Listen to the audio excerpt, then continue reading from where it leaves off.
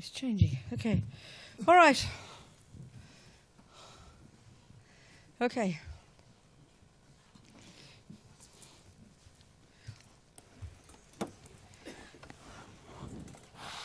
I think we better start talking about the compassion wing now.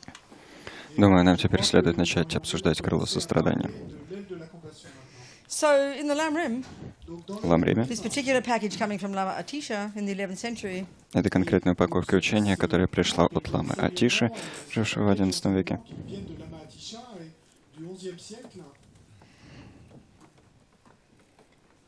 it's basically Dharma had been in Tibet a couple of hundred years already. По сути, By the time he got there. к тому времени, когда он туда добрался, Дхарма в Тибете уже существовала около 200 лет. Padmasambhava in the 8th century, wasn't it? Принес ее туда Падмасамбхава в VIII веке. So it was rich by the time late 10th century, 11th century. И вот к концу X, начало XI века Тибет уже был насыщен Дхармой. And the king at the time invited Atisha to come.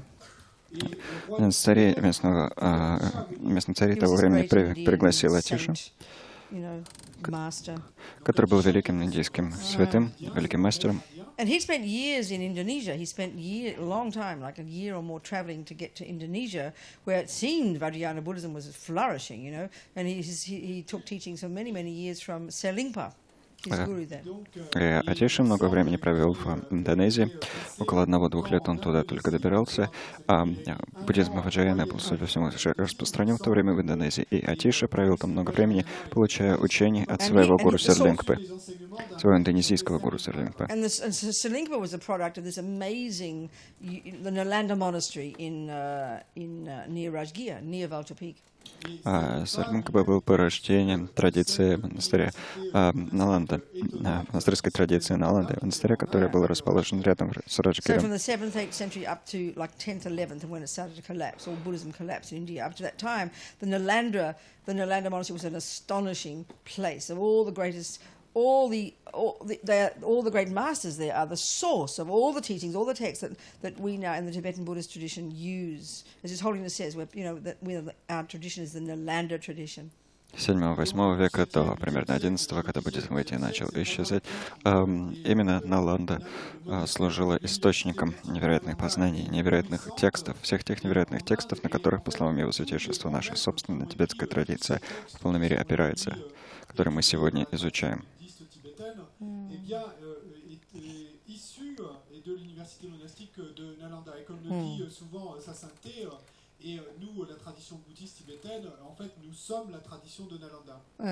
сейчас скажу, что мы традиция Наланды. Принадлежим к традиции Наланды. Это было очень обширное место.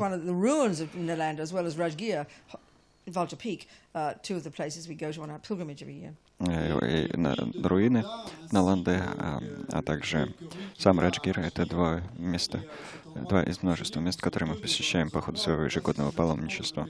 And they say what's been preserved or uncovered, and then where people go, this site, it's vast, but it's a tiny percentage apparently of the entire university. It was massive. И то, что было сохранено, или то, что было раскопано, то, собственно, место, куда люди приезжают, это довольно обширное место, но говорится, что это лишь крошечная часть того, что из себя в свое время представлял сам университет. So, Atisha was a product of that, and so was Selingpa. Атиша был порождением этой традиции, так же, как и Серлингпа. And then Atisha got all his, especially the bodhicitta teachings he got from Selingpa. Атиша от Серлингпы, в частности, получал учение по бодхичитте, в особенности учение по бодхичитте. In particular, all the teachings that are now known in the Tibetan tradition, this whole genre of practices and teachings in the literature called Lojong.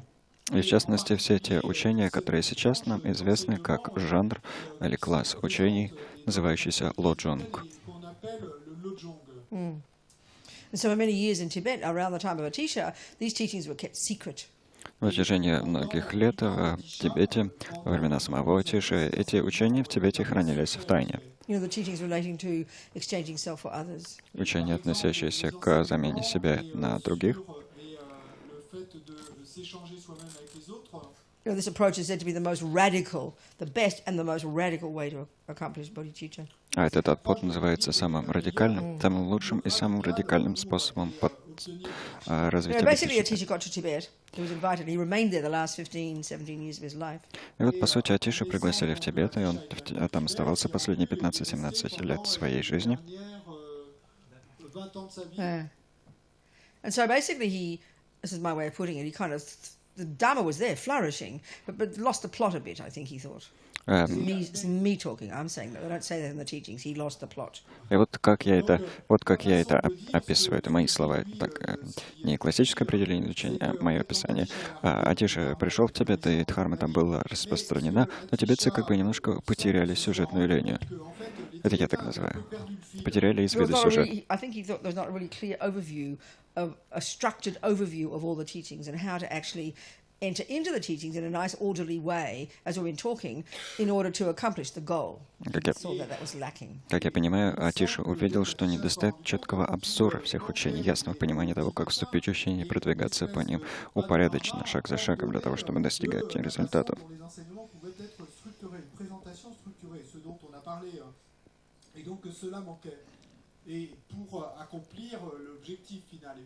So I think he really re-energized monasticism.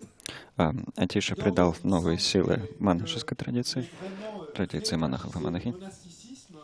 And developed the attitude of keeping Vajrayana quite secret. И поспособствовал, развил отношения, подход, в рамках которого Ваджраяна держится в секрете. Практика Ваджраяны держится в секрете, поскольку она столь драгоценна. So anyway, as one of the many texts that he wrote is this one called Light that guides you on your path, something like that they call it. Как бы то ни было, один из текстов, который Атиша написал, назывался «Светоч, ведущий, направляющий по пути». So the Lamrim, the way Tsongkhapa phrases, has framed this approach. The gradual path is on the basis of Atisha's teachings. А традиция Ламрима, которая уже оформил в свое время, сконструировала Цангкапа, она следует тем рамкам, которые исходно предложил Атиша, оформил Атиша. So Tsongkhapa came along in the 14th century. Цангкапа жил в XIV веке. He's like our patron saint, as I think. Он, как я говорил, как бы наш святой покровитель. So like I said before, Как я what упоминал Atisha ранее, did was take all the main points of Buddha's teachings, psychology, metaphysics, philosophy, meditation, the whole lot, and presented them in a nice, orderly way. как я уже говорила, Атиша взял ключевые пункты буддийского учения, относящиеся к психологии, метафизике, философии, медитации, и изложил их в красивом, упорядоченном формате.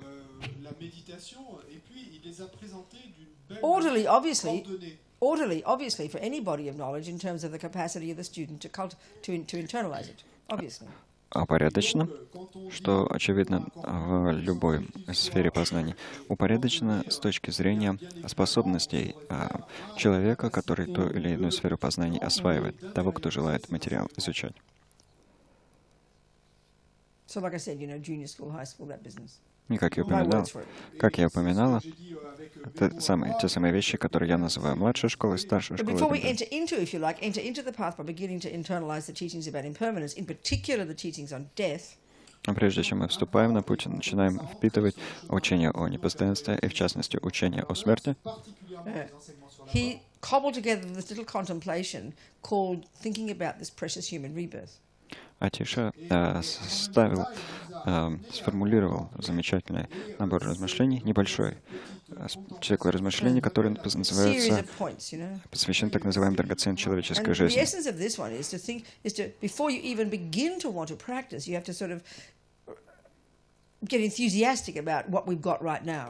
Это некая последовательность пунктов, и смысл ее таков. Прежде чем вы вообще захотите практиковать, нужно преисполниться радостного энтузиазма по поводу той замечательной возможности, которая нам сейчас выпала.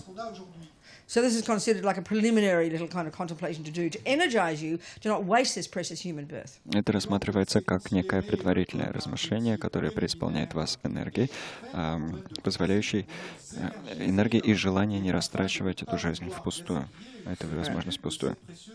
So when Tsongkhapa came along, И вот когда пришел he Цанкапа, added an earlier contemplation that he thinks is important to do to prepare us to enter into the path. он добавил еще одно размышление, еще более предварительное размышление, которое, по его мнению, важно было для подготовки нас к вступлению.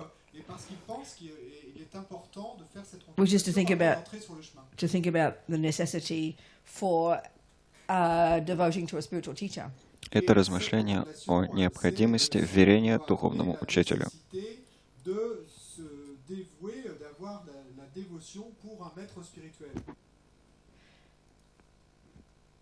And then when Lama Zopa came along, but suddenly we're talking in the 20th century now, when Lama Zopa Rinpoche started teaching Westerners in Kopan Monastery in like 71 or something. А потом, когда появился Лама Сопа, мы внезапно перескакиваем в 20 век, когда Лама Сопа Ринпоче начал обучать выходцев Запада в Ламриму, в монастыре Капан в 1971 году,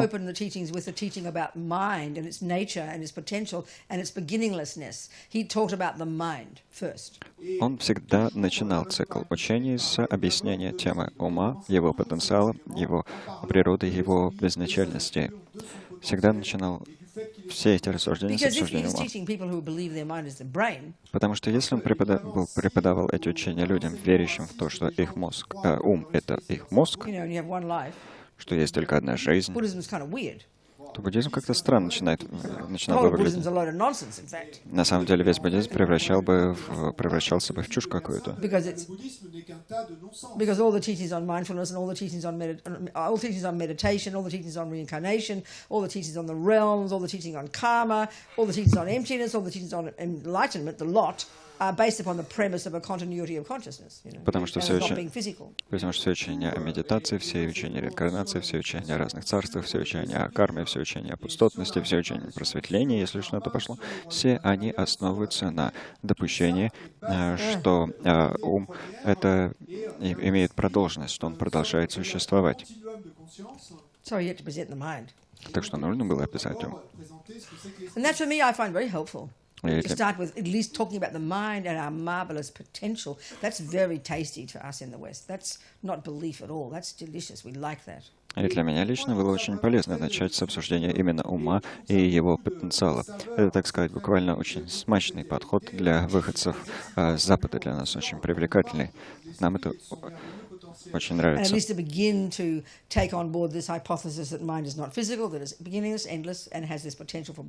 И мы, по крайней мере, начинаем рассматривать гипотезу о том, что ум не материален, что он безначален, что он бесконечен, и что он обладает потенциалом на то, чтобы достичь состояния Будды.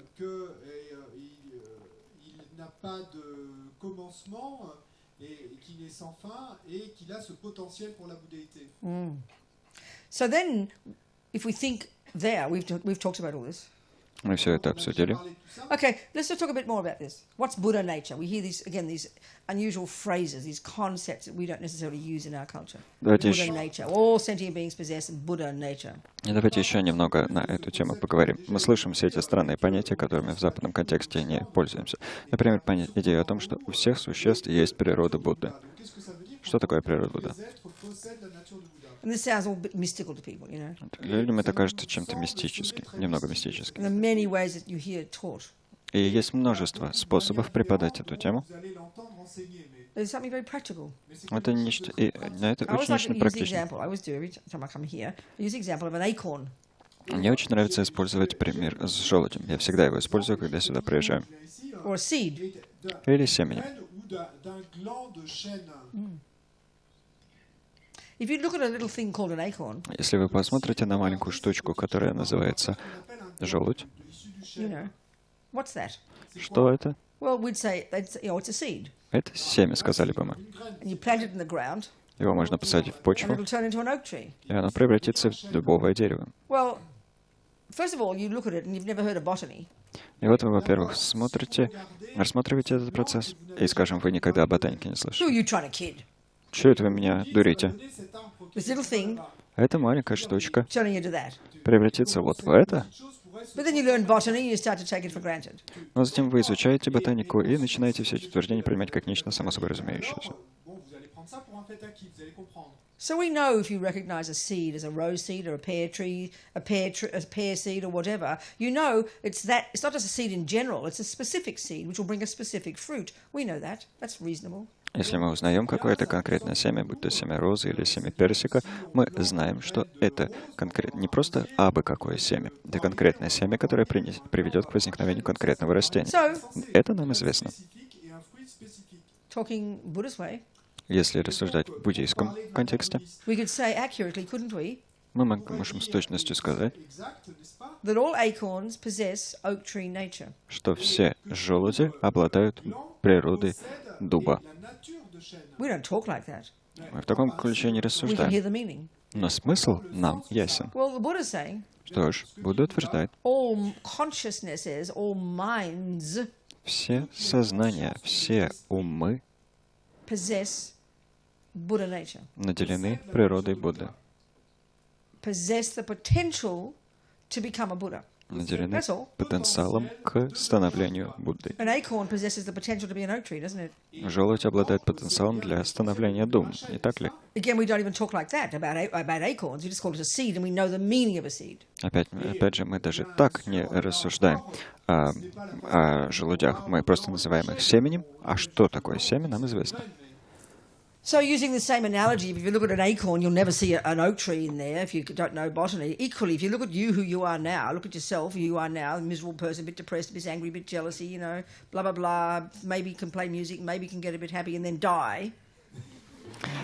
Точно так же, как глядя на... That's it, isn't it, for the West? Точно так же, как глядя на желудь и не зная ботаники, вы никогда в нем не разглядите дуба. Вы, не будучи знакомы с буддийской моделью ума, глядя на нас самих, нынешних, где немножко гнева, немножко депрессии, немножко несчастья, может, музыку какую-то можем исполнить, немножко порадоваться, но в конце концов умрем. Умираем, все, конец. Так, мы по большей части на Западе себя представляем.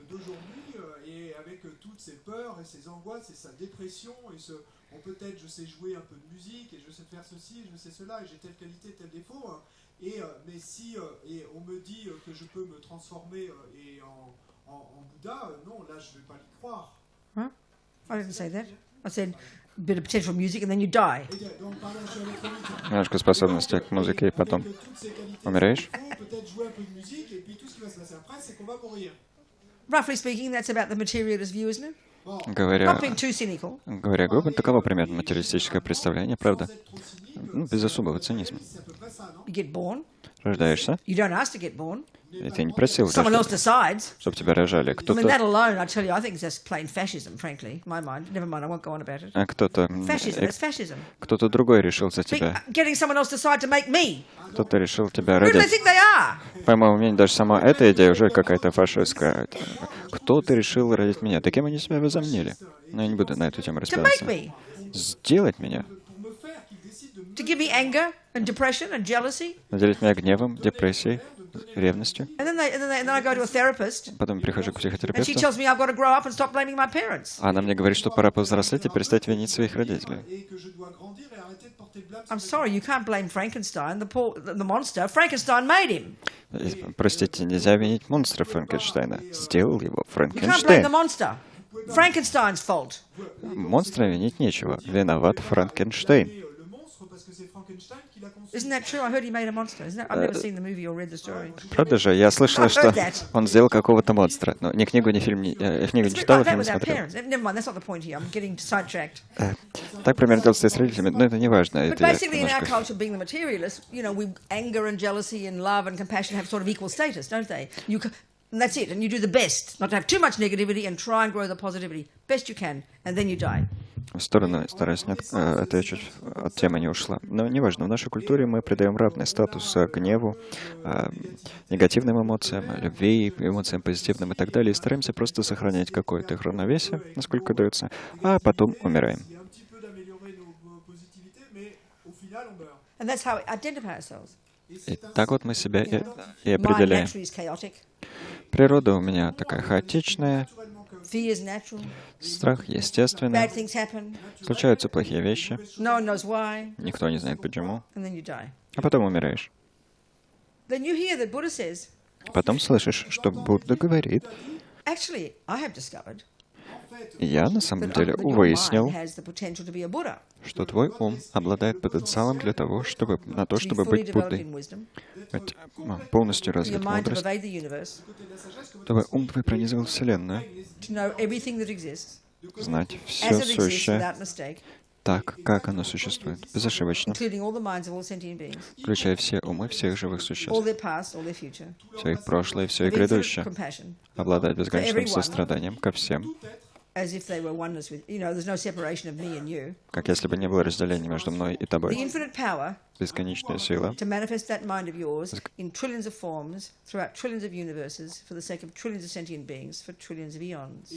бесконечная сила на то, чтобы проявлять свой ум в триллионах вселенных, триллионах форм, триллионах вселенных ради триллионов существ на протяжении триллионов эонов.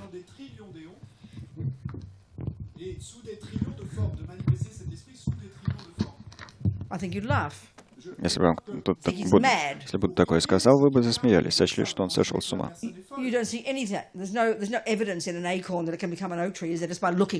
Если просто смотреть на желудь, никаких свидетельств в пользу того, что он станет дубом, не увидишь.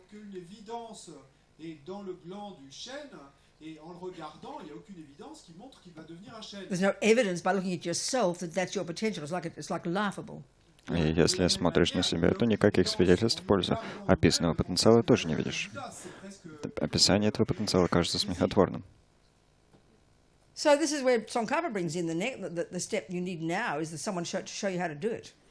Вот здесь возникает тот шаг, который указывает Цангкапа. Необходимость кого-то, кто показал бы, как этот потенциал раскрыть. Духовного учителя. По-тибетски это называется лама. В санскрите — гуру. Что, как я слышала, означает «тяжелый от качеств».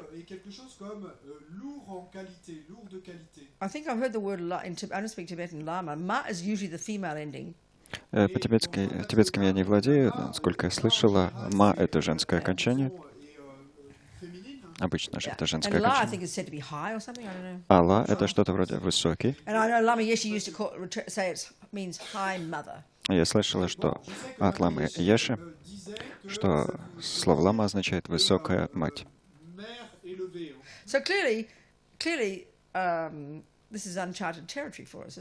Очевидным образом, это для нас неведомые воды. Нечто, что для нас пока лично на карту не нанесено. Так что нам нужен кто-то, кто показал бы, как всем этим делом заниматься, как все эти процессы осуществлять. Очевидным образом. Один из сейчас вопросов, которые в духовных учениях, при обсуждении духовных учений часто встречаются, таков. А нужен ли мне учитель? Что ж, если хотите стать Буддой, тем, что я только что описала, знаете, как этим стать сами по себе? Мы даже пирог сами не можем испечь. В тибетском есть замечательное слово, имя его святейшества Далай-лама, Тензин, держатель знания. И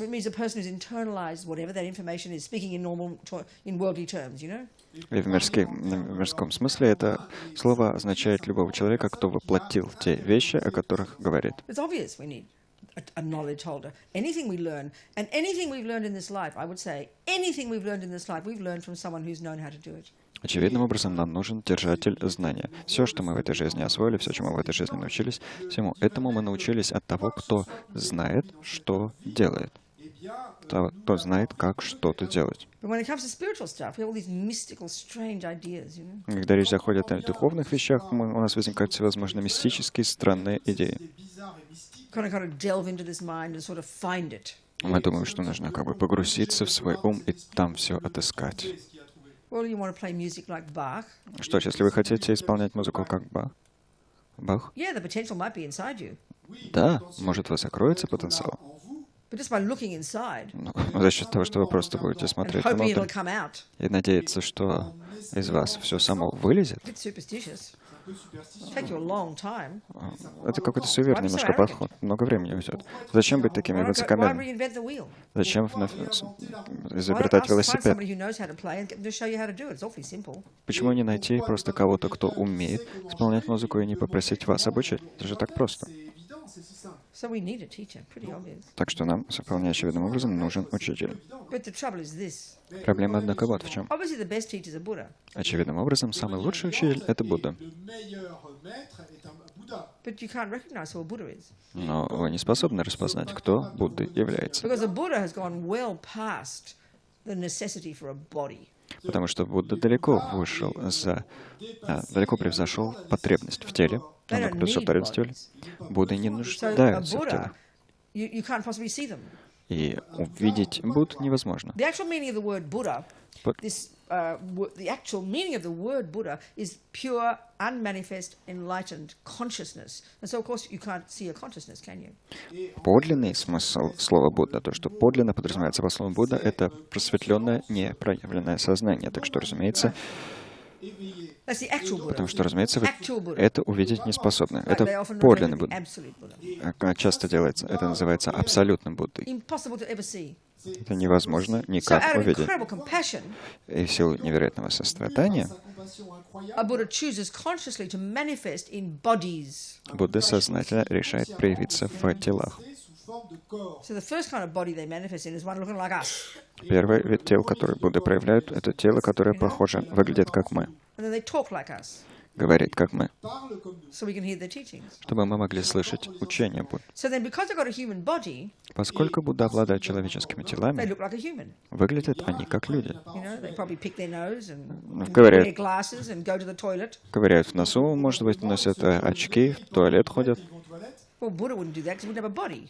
Будда бы этого не делал, потому что у него тела нет. So how do I know who a Buddha is? Как же понять тогда, кто является Буддой? Well, you don't. Да So it's никак. tricky. Вы не You know, понимаете, we see а вот все statues of сложно. Mr. Buddha. Where is he? Мы видим статуи господина Будды. And we're used to seeing these Вот тут statues. одна. You know? Мы привыкли видеть эти статуи. Yeah, there's Buddha sitting right there Вот Будда так сидит, with his curly hair. с кудрявыми волосами. Oh, that's the original Buddha. Это вот исходный Будда. Shakyamuni Buddha. Будда Шакьямуни. Wow, there's Buddha. О, вот Будда. Wow, there's Buddha. Et donc, waouh, et Bouddha est là. Well, get back to the time of India. Вернитесь, отмотайте назад к He'd come out of the Hindu tradition. тем временам в Индии. Будда был выходцем из You know, with his индуистской yellow robe традиции. on. И вот он в своем желтом одеянии. The place was crawling in Indian sadhus. You wouldn't know one from another. Oh, there's the Buddha with a halo. No, you wouldn't have a clue. В то время Индия Crawling in sadhus. Crawling with sadhus. Кишмя. What's that say in French? Do you have that? кишмя кишела садху. И отличить их одного от другого было практически невозможно. Вы не стали бы говорить: о, вот Будда, у него нимб. Нет, He looked like one of the other millions of sadhus. он выглядел как один из миллионов других садху. So you couldn't tell who Buddha. Так что определить, кто Будда, вы бы не So смогли. if we need a Buddha to teach us, Если нам нужно, чтобы Будда нас обучал, how do you find one? как Very Будду difficult, isn't it? найти? Очень сложно, правда же?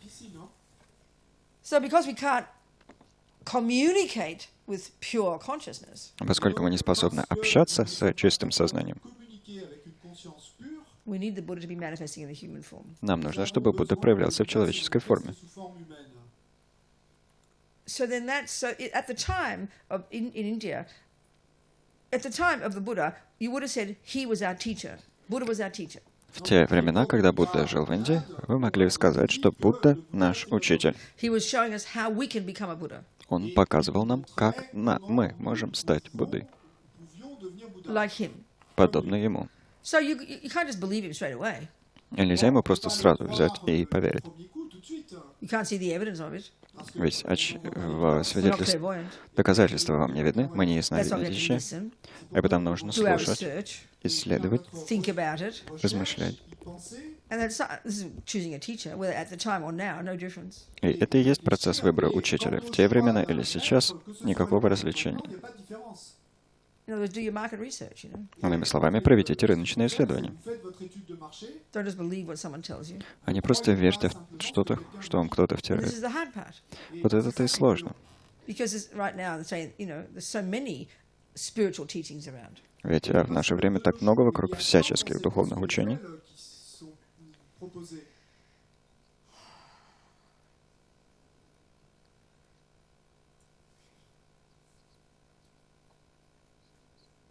So it's not easy.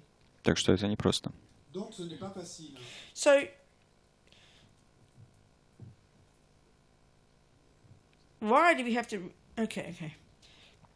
I always use this example of about the necessity for a teacher. I always use this simple example of asking my mother to show me how to make a cake.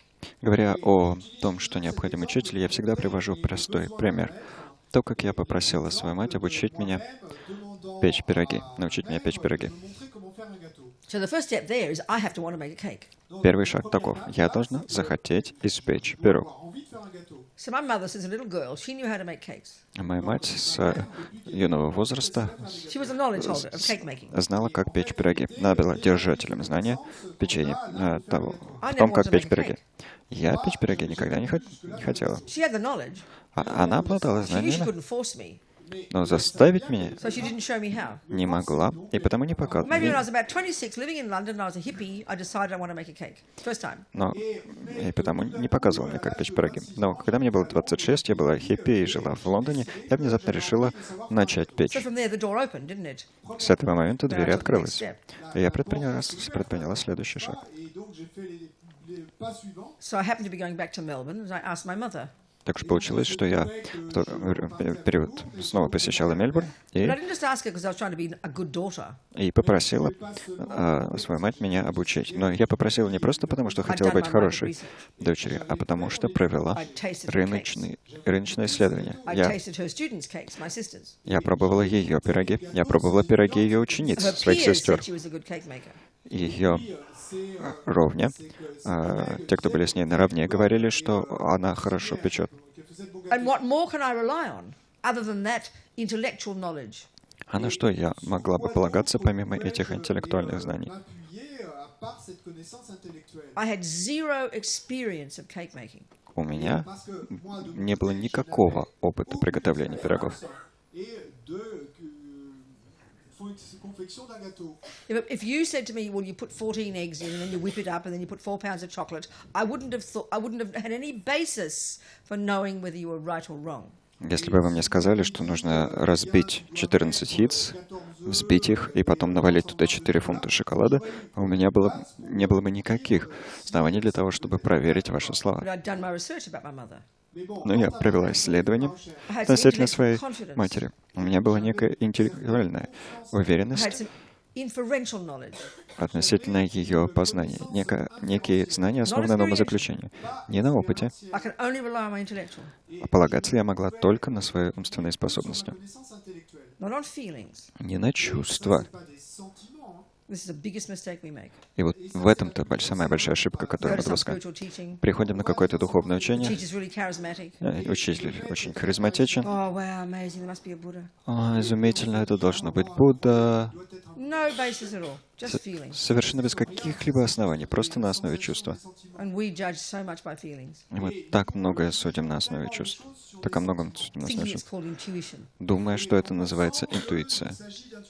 No basis. Half the time, no basis. Совершенно без каких-либо оснований. В половине случаев нет никаких So I оснований. was ready. I wanted to make a cake. Вот я была готова, я хотела I'd done испечь my пирог. homework. Я выполнила My домашнюю mom must have работу. been very happy to finally get me to ask her to make a cake after waiting for 26 years. И мать моя, наверное, очень рада была, что я попросила ее научить меня печь пироги. Ведь она прождала And this 26 лет. this is the importance of the teacher. И вот почему, значит, важен учитель. Как это описывала Ламаяши? Будда ушел. The Four Noble Truths, what are they? Каковы 4 благородные истины? But when a teacher tells you, Когда мы знаем, как 4 благородные a истины, но person who is a knowledge holder of the Four Noble Truths, когда их нам объясняет учитель, тот, кто является держателем знаний, the 4 Four Noble благородные Truths истины, become real for you. 4 благородные истины становятся реальностью для So вас. I remember Так что that day in the kitchen. I remember the kitchen. I remember the cake. The moment it's imprinted in my mind because it's the first time cakes became real for me. Я очень ясно помню тот день, кухню, происходившее на кухне, пирог. Все это ясно отпечаталось, явно отпечаталось в моей памяти, потому что именно в тот момент пироги стали реальными для меня. Это был яблочный пирог с грецким орехом. And because I checked, Поскольку я проверила, and I had confidence, выполнила проверку, поскольку and я I wanted to do it, обладал уверенностью и хотел вообще she этим told me заниматься, what to do, мать объяснила мне, что нужно сделать, and I did it. и я это сделала и получила пирог. That's just to make a cake. А это все лишь приготовление пирога. Well, like I said, Buddhahood is uncharted territory. We've got to check up really carefully. И как я говорила, поскольку состояние Будды для нас воды нехожены, нам действительно нужно проверять очень тщательно. And the trouble is in our world, because the spiritual teachings are seen to be sort of esoteric and can't be proved. Проблема в том, что в нашем мире, поскольку духовное учение кажется чем-то эзотерическим и недоказуемым, And something to be believed. чем-то, во что нужно And просто I'm allowed верить, to believe what I like. я имею право верить в то, что мне хочется. You know, people go to a weekend course, get some kind of feeling, and then go write a book. Люди посещают какой-то курс на выходных, переживают какое-то чувство и сочиняют на эту тему книгу. I'm allowed to. У меня есть право. You are. Ну да, есть. But if you'd learned one cooking class for a weekend and then wrote a book about it, you'd be laughed out of the cooking world. А если бы вы посетили всего одно занятие по кулинарии на выходных и сочинили на эту тему книгу, вас со смехом выгнали бы из мира кулинарии. So we've really got to use our intelligence, you know. Так что нам действительно нужно пользоваться своим интеллектом. I mean, the number of books that are out there, just a load of rubbish, you know. Not being arrogant or anything, just a load of rubbish. Westerners who come up, they hear one thing and they think, oh, this hasn't been done before, so I'm going to write this way and that way because it hasn't been explained, and they do their own trips on it. It's unbelievable, unbelievable. I think it's just so irresponsible. Невероятное количество книг есть, очень много, и многие из них совершенно чушь. А западные люди слышат какие-то идеи, думают, а вот так еще никто не описывал, так еще не описывал, и сочиняют какие-то свои книги, полные их собственных домыслов. Это невообразимо.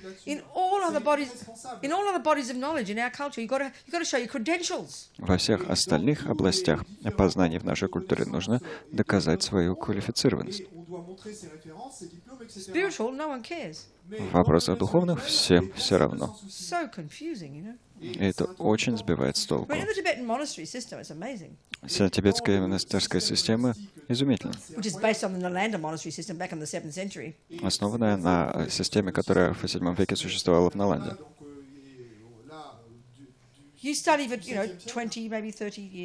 Вы учитесь примерно 20-30 лет.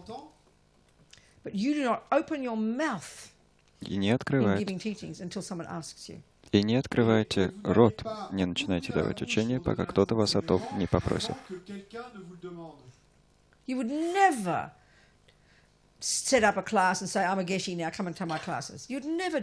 Никогда не организуйте какие-то занятия, сказав, вот, все, я теперь геше, вот мой класс, приходите, занимайтесь.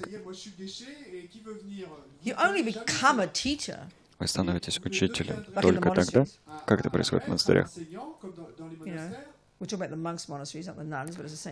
Мы говорим о мужских сейчас монастырях, не женских, но там принцип один тот же и в том.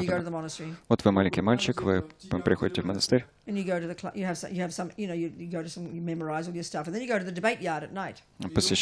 поступаете в монастырь, вы заучиваете какие-то вещи по ночам, по вечерам посещаете площадку для дебатов, наблюдайте за тем, как монахи ведут дебаты, думаете, да? Смотрите, видите какого-то монаха, говорите, вот этот мне нравится, приходите к нему в комнату, трижды простираетесь и просите, пожалуйста, обучайте меня. Если он согласится, вот так-то он и станет учителем. А если никто не просит, и не посмеете открывать рот, было бы очень высокомерно. Очень интересно, правда же? Как говорит Пабонка Ринпоче, нужно очень тщательно выбирать своего гуру. Потому что в конечном итоге вы станете как он. Так что вы You проверяете, listen. слушаете, You read. читаете, You think about it. You check размышляете, their reputation. проверяете репутацию You check учителя, their students. проверяете его You check their учеников, behavior. проверяете его или You ее check their level поведение, of knowledge. проверяйте You его can't go. или You only have уровень got that to познания. go by. Только эти вещи и доступны вашей проверке. Только эти вещи и можете опираться. And then at some point, when you're confident, Затем в какой-то момент, когда вы уверены, you достигли request уверенности, вы просите, them to be your teacher. чтобы этот человек вас обучал, был вашим учителем. So my first teachings was from Lama Yeshe and Lama Zopa Rinpoche. Я первое свое учение получила от Лама Еши и Лама Зопа Ринпоче. I just sort of seemingly stumbled across this Buddhist teaching. I wasn't looking for Buddhism. Я как-то случайно как будто бы столкнулась с буддийскими учениями. Буддизм конкретно я не искала. And my first course was 1 month intensive Lamrim teachings from Lama Zopa Rinpoche in Australia. Первый курс, который я посетила, был интенсивный месячный курс по учениям Ламрима с Ламой Зопа Ринпоче. Well, I didn't understand what he was. I knew I could hear his words, but this kind of arcane, medieval constructs. I had no idea what he was talking about. Я как бы понимала его слова, но не загадочные средневековые концепции. Было совершенно неясно, о чем он говорит. I must have had some really cliched ideas about what I thought Buddhism is. I'd read a Zen book or something, you know. У меня были какие-то очень клишированные идеи о том, чем, по моему мнению, являлся буддизм. Я, кажется, до того прочла какую-то книгу о дзене или чем-то подобном. I kept saying to myself, where's the Buddhism here? И я все себе говорила, а где буддизм-то тут? Anyway, I stuck around. I was happy to be there, even though I didn't understand. I was still happy to be. I had a feeling this is what I'd been wanting all my life. I was like 31 or something. Как-то я все равно там задержалась, хотя ничего не понимала.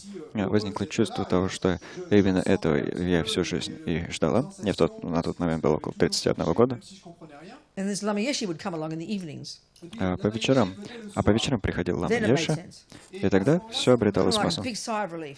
Вздох облегчения как будто раздавался. Oh, that makes sense. А вот это осмысленно. And somehow whenever Lama talked, I always feel it was possible, you know. И когда учение давал Лама, я всегда чувствовала, что все возможно.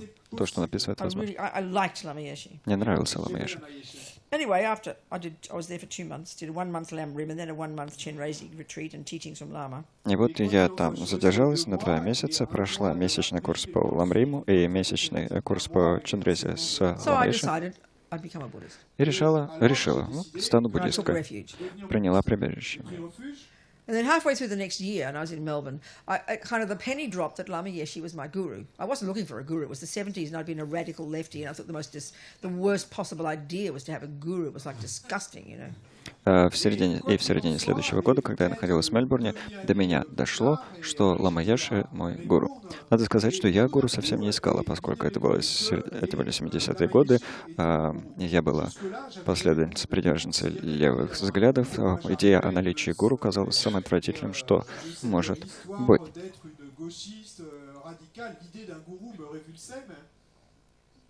I whispered to my sister Polly, I've got a guru, but don't tell anybody. Я шепотом сказала своей сестре Полли, у меня есть гуру, только никому не говори. So anyway, Lama Yeshe came back the next year to Queensland, 2,000 miles north of me. На следующий год Лама Еши Both. и Лама Зопа снова приехали в Австралию, в Квинсленд, который был в 2000 And all during миль that от year, I'd того worked места, on где жила some я. project of doing one of the books, because our family had a printing company. My father was a journalist. We had a printing company, and I used to do editing and things. So I just put this new book together, one of these Lam Rim books, and I felt like I'd done a good job. And I went up to Chenrezig and I demanded a meeting with Lama Yeshe. I felt like I deserved a meeting, you know. I'd done a good job on this book. За год до, соответственно, этого их возвращения, весь год я трудилась над одной из книг, посвященных Ламриму, потому что у моей семьи была печатная компания, мой отец был журналистом, и мне привычно было заниматься редактированием, редакторской работой и тому подобное. Так что я набрала эту книгу. Мне показалось, что я очень хорошо потрудилась, и я приехала в Квинсленд и потребовала книги встречи с Лама Еши, чувствуя, что я выполнила, как следует потрудилась. So I didn't know all the Что я молодец. protocols, and I was nervous, and I didn't know what to ask. I just sort of blurted out that Lama, you're my guru. I didn't say even those words. I was too proud, but I indicated. Я не знала, не была знакома с протоколом, очень нервничала, не знала, что сказать, и просто сказала: «Лама, вы мой гуру». Даже не то, что сказала эти слова, а я была слишком горда для этого, а как бы намекнула на это дело. Дала это понять. I meant he was my guru, but I think I said something like, I respect you. Я имела в виду, что он мой гуру, но сказала что-то вообще вроде: «Я вас уважаю». He said, I know, dear. И он мне ответил: «Знаю, мила». So the teaching started right then. Вот тогда-то и начались учения. Because what's the job of a teacher? Когда начался процесс учения. Потому что в чем работа учителя? Показывать вам ваш ум. Вот работа наших лам. To show our mind. Показывать, демонстрировать наш ум. It took me 8 or 10 years to recognize that Lama Zopa Rinpoche was also my guru. Шло 10 лет на то, чтобы я поняла, что Лама Зопа Ринпоче также мой гуру. He left me alone. Он меня оставил в покое. He sort of treated me like a friend whenever he'd see me crack jokes. Я обращался с ним как с другом каждый раз, когда он меня видел, шутки It was only шутил. when my mind was ready that I knew that I like ready and wanted, then he became my teacher. Then he started to show me my mind. И только когда мой ум был готов, когда я того захотела, тогда он стал моим учителем и стал показывать, демонстрировать мне мой ум. So of course they're going to show us our minds according to our needs and according to our capacity, isn't it? Each of us gets to have a different relationship with the same Lama. I tell you, you hear very, very different stories about the same person. Разумеется, ламы показывают наш, демонстрируют нам наш ум лишь в соответствии с нашими нуждами и способностями. И потому у разных людей очень разные взаимоотношения с одним и тем же ламой. Доводится слышать очень разные истории.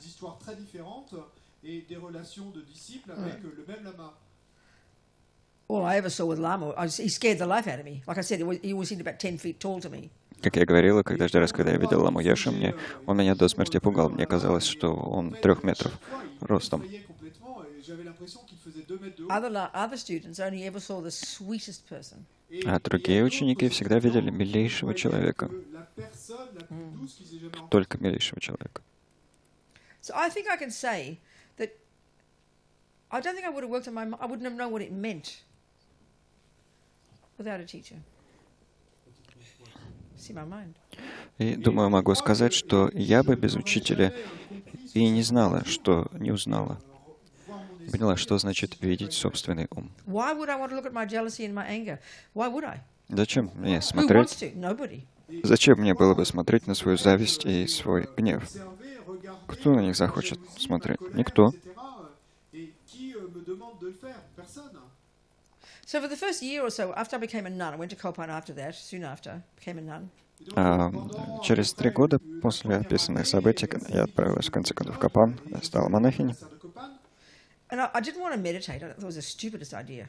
Я не хотела медитировать, мне казалось, что это тупейшая идея. I just wanted to do things. Мне хотелось только делать So, I какие-то had publishing вещи. in my background all my life since a little girl. У Printing меня and publishing and editing and things. У меня был опыт издательского дела. Всю свою жизнь я им занималась с тех пор, как я была маленькой девочкой. Первым что-то печатала, So I kind публиковала. of fell into this work of working with books, you know. И я как бы вломилась в эту сферу, стала работать с книгами. Совершенно естественным образом. So then I was, you know, then after a year, this first year or something, I'd been working on the books with Nick Rebush, working on books. И вот, The beginnings of wisdom publications. через год этой работы, где я с Ником Рибушем работала над книгами, а так начиналось с Wisdom Publications именно, Nick had been doing it until then. до Nick had been running it until then. того момента Ник всем этим заправлял. So Lama sent him to Delhi to start the center there. Лама отправил его в Дели, чтобы он создал там центр, And he sent me and others to work for wisdom in England.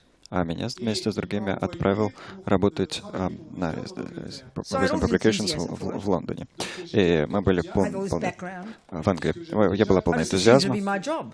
У меня был весь предшествующий опыт, и я считала, что все, And I работа, got a note from Nick. руководить всем этим процессом буду я. И я получила от Ника And he says, Lama записку. says, fantastic, Робина can be the secretary. И в записке было написано: Лама говорит, фантастика, Робина может стать секретаршей. I was completely speechless. Я, Shock. Я дар речи потеряла от I can't шока. even describe. Даже описать вам не могу. And I said to myself, И я сказала себе, poor Lama, he doesn't understand. бедный лама, он не понимает.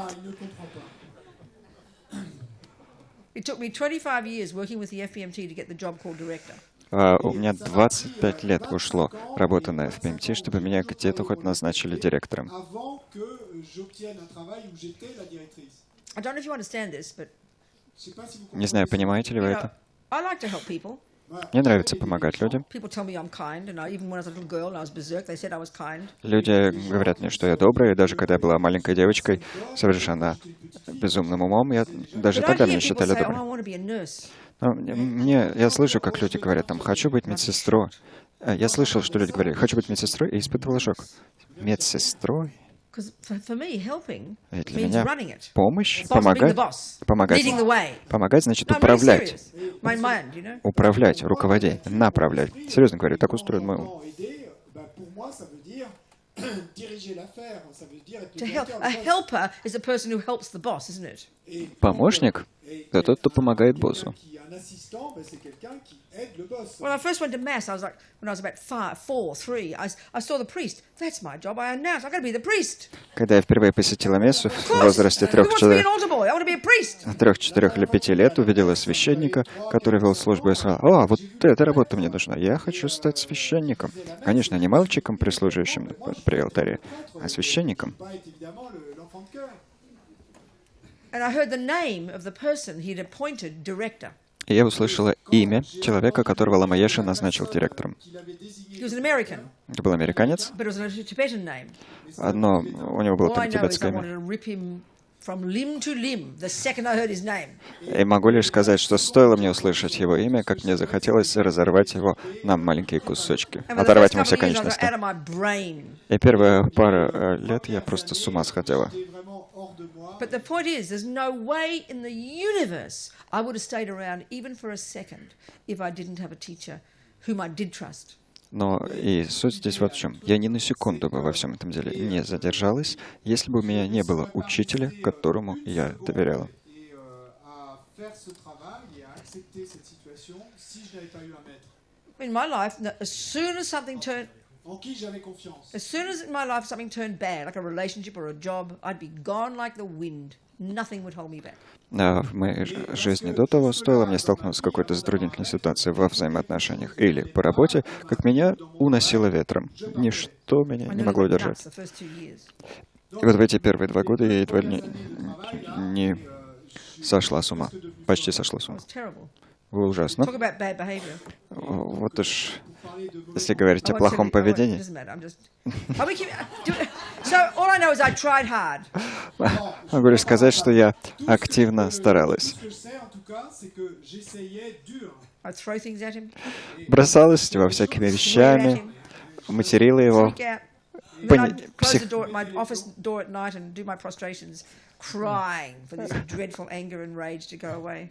Психовала, потом запиралась в офисе на ночь и простиралась, рыдая, и моля о том, чтобы гнев и эта ярость меня покинули. I did not look like a good example of a Buddhist practitioner, I promise. Зуб вам даю, что я не выглядела как хороший пример буддийской But I've практикующей. never worked so hard in all my life Но никогда за всю свою жизнь я не on трудилась my mind. так усердно над своим умом. I'm serious. Серьезно. And how kind Lama Yeshe was. Как добр был Ламаеша. Bonté de la part de la Maïeché. How kind he was, you know. Как добр он был. Without that, there's no way I would have stayed. Of course not. Why would I? Без его доброты я никак бы не задержалась, чтобы не сдержалась. И вот через 2 года я проснулась как-то утром Réveille un matin Oh, I didn't hate this guy anymore. и et je перестала ненавидеть And Lama was there. этого директора. And I was taking him to my office to use the phone. Лама находился там же, в Англии. Я его отвела в свой офис, чтобы он куда-то позвонил. And he cracked a joke about this guy. Он пошутил про этого парня. And I said, oh, Lama, I don't hate him anymore. И я сказал, Лама, я больше его не ненавижу. Lama, je ne le hais plus. He took my face and gave me a big kiss. Он меня взял лицо He didn't say anything. и крепко поцеловал. И ничего больше не сказал. Au visage, il m'a donné un grand baiser. As much as I was a maniac, that was my Dharma practice. Mais donc, Поскольку я была маньячкой, такова была моя практика дхармы. Dharma, c'était faire And that's the skill of the teacher. И в этом искусность учителя. Are we communicating? Ясно? It doesn't manifest like that with everybody. Everyone's different. We've all got different personalities. Но не со всеми это так проявляется. У всех по-разному. У всех нас разный характер, разная личность. I've known these lamas, it's like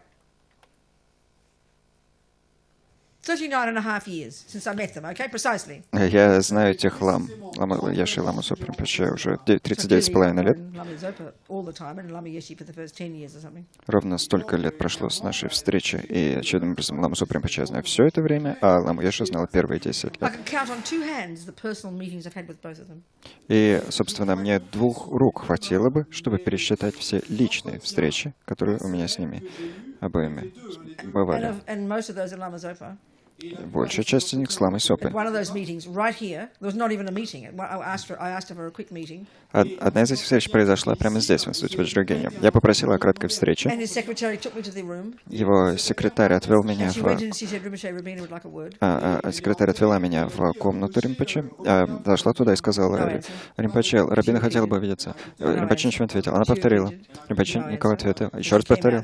Никакого ответа. Потому что она вышла и пожала плечами. А я вернулся в свою комнату. Вот и учение, в котором я нуждалась, правда же?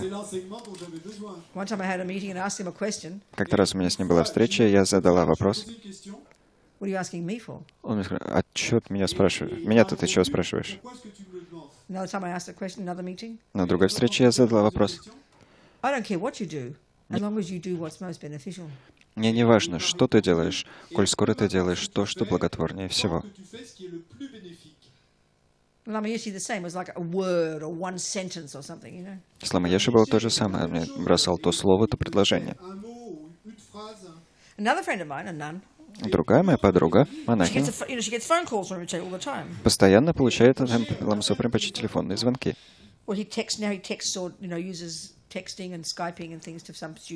А теперь он еще смс-ки или скайп-сообщения шлет, обращаясь к некоторым ученикам. Этой монахине Лама Соприм Паче позвонил и сказал: кажется, тебе пришло время стать монахиней.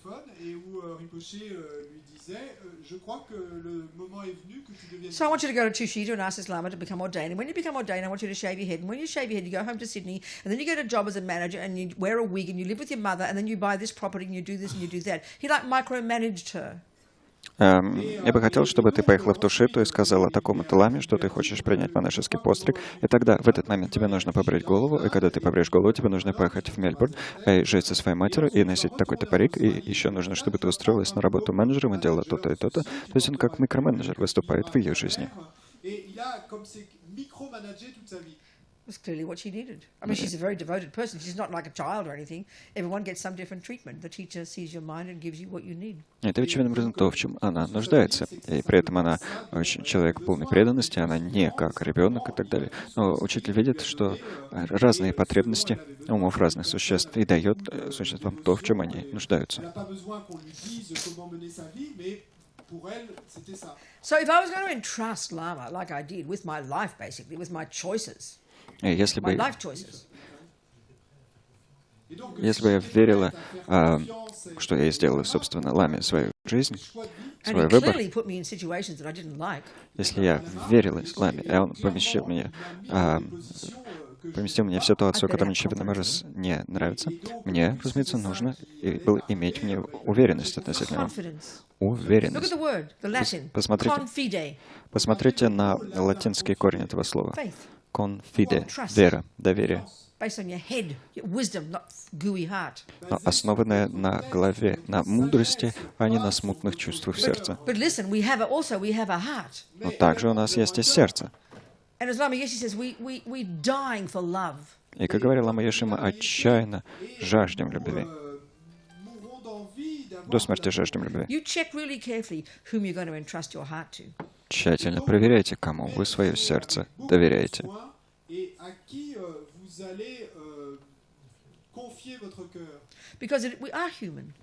Ведь мы люди.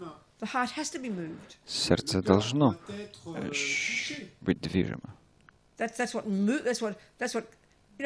The word devotion is a very simple word, a very good word. Должно быть движение сердца. Слово «преданность» — слово очень простое и хорошее. It's not a romantic, mystical thing. Это не какое-то романтическое или мистическое понятие. The person you become devoted to, Тот, кому вы обретаете преданность, you have to have confidence in. в этом человек, относительно этого человека, относительно этого человека у вас должна быть уверенность, потому что вы не то, что доверяете свою жизнь человеку, вы открываете для этого человека свое сердце и доверяете его или ее наставлениям. А это огромная ответственность. И это вопрос не чистый, не только интеллектуальный. Ваше сердце должно откликаться. Даже когда вы в кого-то влюблены, посмотрим на позитивную сторону. Ваше сердце открыто. Сердце наше должно быть открыто. Это распускает, ослабляет хватку эго. Это ослабляет хватку эго. И это, соединившись с убежденностью относительно того, что человек заслуживает доверия, и что же это важно, и это самое сложное. На основе практики видения этого человека как Будды, мы-то все говорим: «О, Далай-лама Будда». А вы откуда знаете? Я совершенно не представляю, Будда он или нет. Если бы я знала, что он Будда, это означало бы, что и я Будда. А такого признания никто никогда не сделает. Так что нужно иметь уверенность относительно того, что он Будда. Мне нужно было действовать, как если бы Лама Йоша был Буддой. Лама — Будда для меня. Так что же такое Будда? Отсутствие омрачений, отсутствие эго, бесконечная мудрость,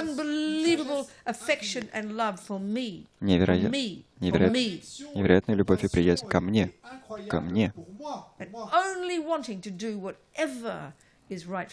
и желание осуществлять лишь то, что для меня является подходящим. Лама Сопа меня игнорировал. Если бы у меня не было уверенности в том, что он Будда, я бы психанула, правда? Да кем он себя возомнил? Плакать бы стала, судить, подавать на него в суд за то, что он груб. Если бы у меня не было уверенности в том, что Лама Сопа Будда, когда сидишь в 3 часа ночи и ноги до смерти болят, а он все распинается и распинается и распинается. И ты уже в панике полнейшей. Ты хочешь только спать лечь скорее.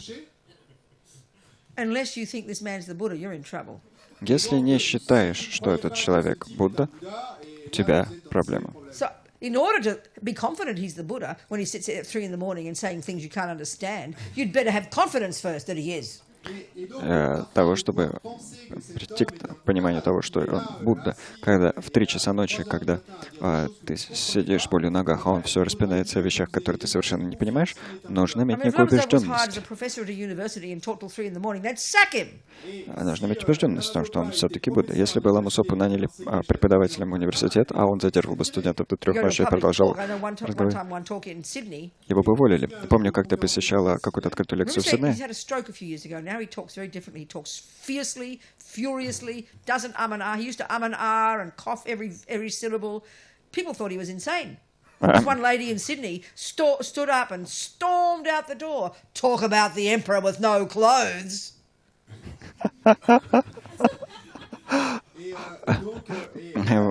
Лама Сопа Ринпоче несколько лет назад пережил Идар, и сейчас он говорит совсем иначе, яростно, резко, не кашляет, не прочищает горло все время. А раньше говорил он так непонятно, и люди считали, что он сумасшедший. И я помню, как-то на одной открытой лекции в Сиднее одна женщина яростно вскочила посреди лекции, выбежала из зала, хлопнув дверью, и по дороге крикнула: «Вот вам и голый король». Donc cette femme qui s'est levée et qui est partie en claquant la porte et en criant une expression que l'empereur est nu. That's the saying, is it? So it's not easy to know who a Buddha is it? Так что не просто понять, кто является Буддой, правда? Легко думать, что его святейшество Будда. He's so charismatic. Он харизматичен, He's so wonderful. такой замечательный. Everybody adores him. Все его The обожают. people even who work close to him. Но даже люди, которые работают He's непосредственно, intense. говорят, что travaillent de manière proche avec у него lui, очень, il est intense.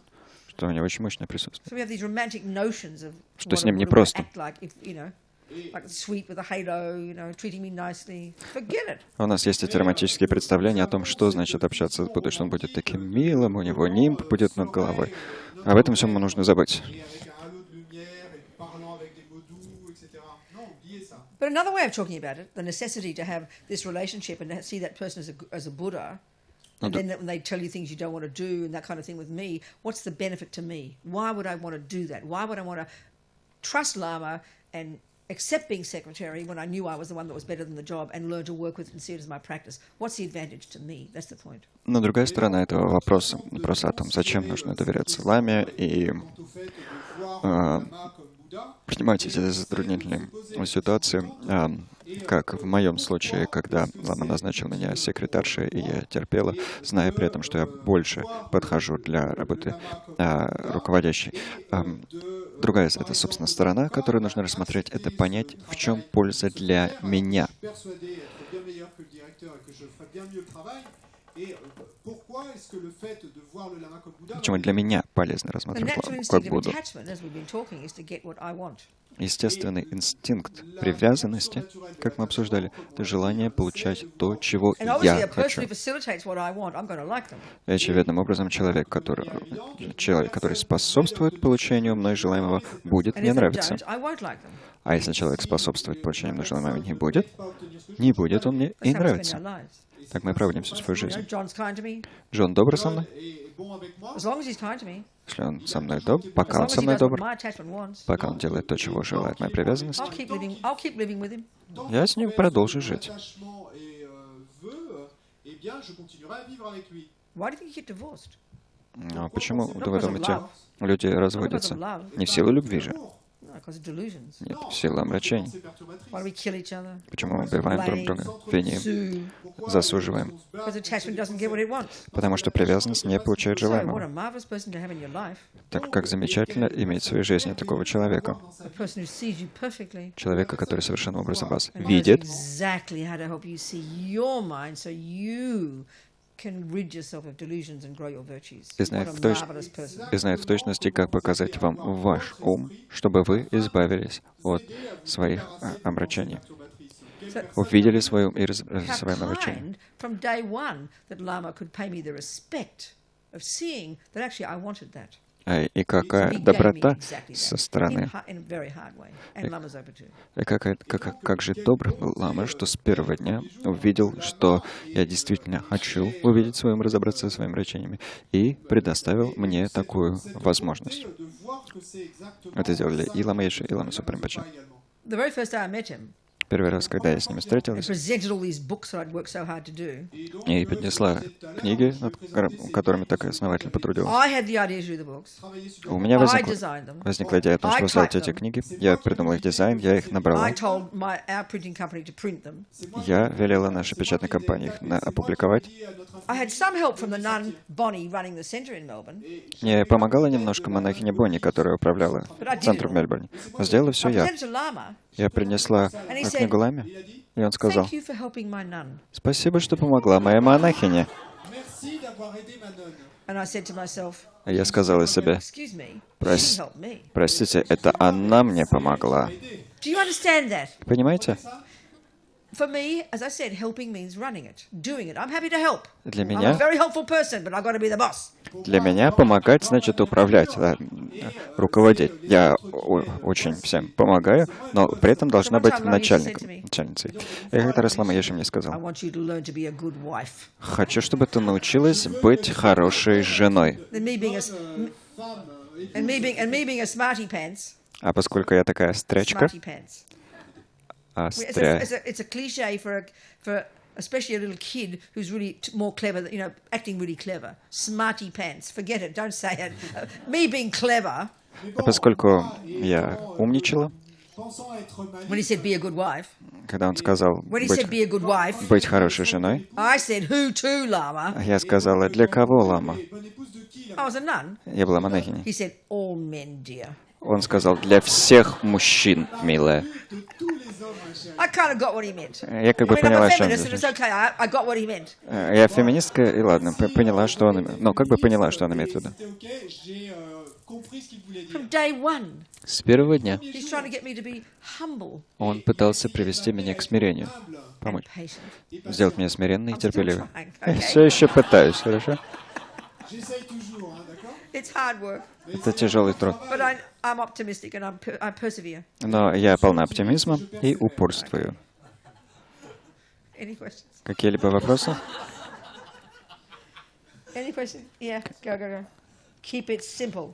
И просто спрашивайте. Essence. You French are very Сущностью. intellectual. You have long preambles and then you state your case. Вы State your case first. Вы, французы, очень большие интеллектуалы. Длинную преамбулу озвучиваете, а потом переходите к делу. Сразу And к if I делу need the переходите. preamble, I'll ask you. И если So мне ask a понадобится question. предыстория, я вас о ней спрошу. Так что задавайте вопрос. D'abord le contexte. Je suis d'accord, je ressens que c'est l'idéal d'avoir. She asking a question or giving a preamble? Le contexte. No. Нет. Try. No, just try. I want a question. Try Попросите. it out. Я хочу вопрос. Попытайтесь. Ne pensez-vous pas que la notion d'avoir un maître spirituel avec lequel il y a un lien plus ou moins réciproque est vouée à évoluer? Pourquoi? Parce que vous avez eu la chance d'avoir des maîtres donc spirituels très réputés et très proches. Maintenant, à l'heure actuelle, il y a un nombre plus ou moins limité, connu de lamas qui ont le potentiel d'être un gourou. Par contre, il y a un accroissement exponentiel d'occidentaux qui sont à la recherche. Et en plus de ça, troisièmement, nous ne sommes plus dans une tradition orale uniquement, puisque nous sommes dans une économie où il y a YouTube, il y a énormément de livres, et on peut soi-même déjà apprendre à avoir une démarche assez longue où on est son propre maître de la recherche. Okay. Yes. C'est l'évolution. Не считаете ли вы, что эти взаимоотношения, которые вы писали между учениками и учителями, будут приходить в упадок, потому что вам выпала удача быть близко к подлинным мастерами, но сейчас число мастеров относительно невелико, а число западных буддистов все больше и больше. Это одна сторона, а другая то, что то, как люди получают учение на YouTube или через книги. Не думаете ли вы, что произойдет изменение или эволюция в этих отношениях? Ну, неизбежно. Просто таков уж мир, правда?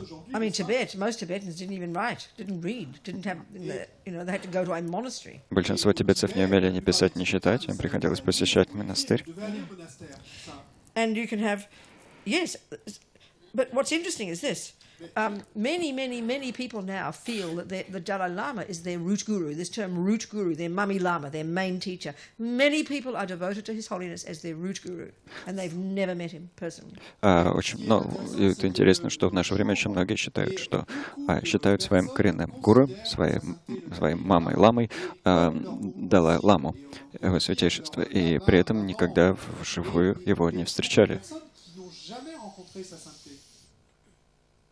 So first of all, we can assume, can't we, if we take the view of karma. Для начала, принимая в расчет воззрение кармы, мы можем допустить, here we are coming into this life in a Western culture, say Christian Catholic country like France, Australia, whatever. Что мы рождаемся в западных, скажем, католических странах, таких как Франция или, скажем, Австралия.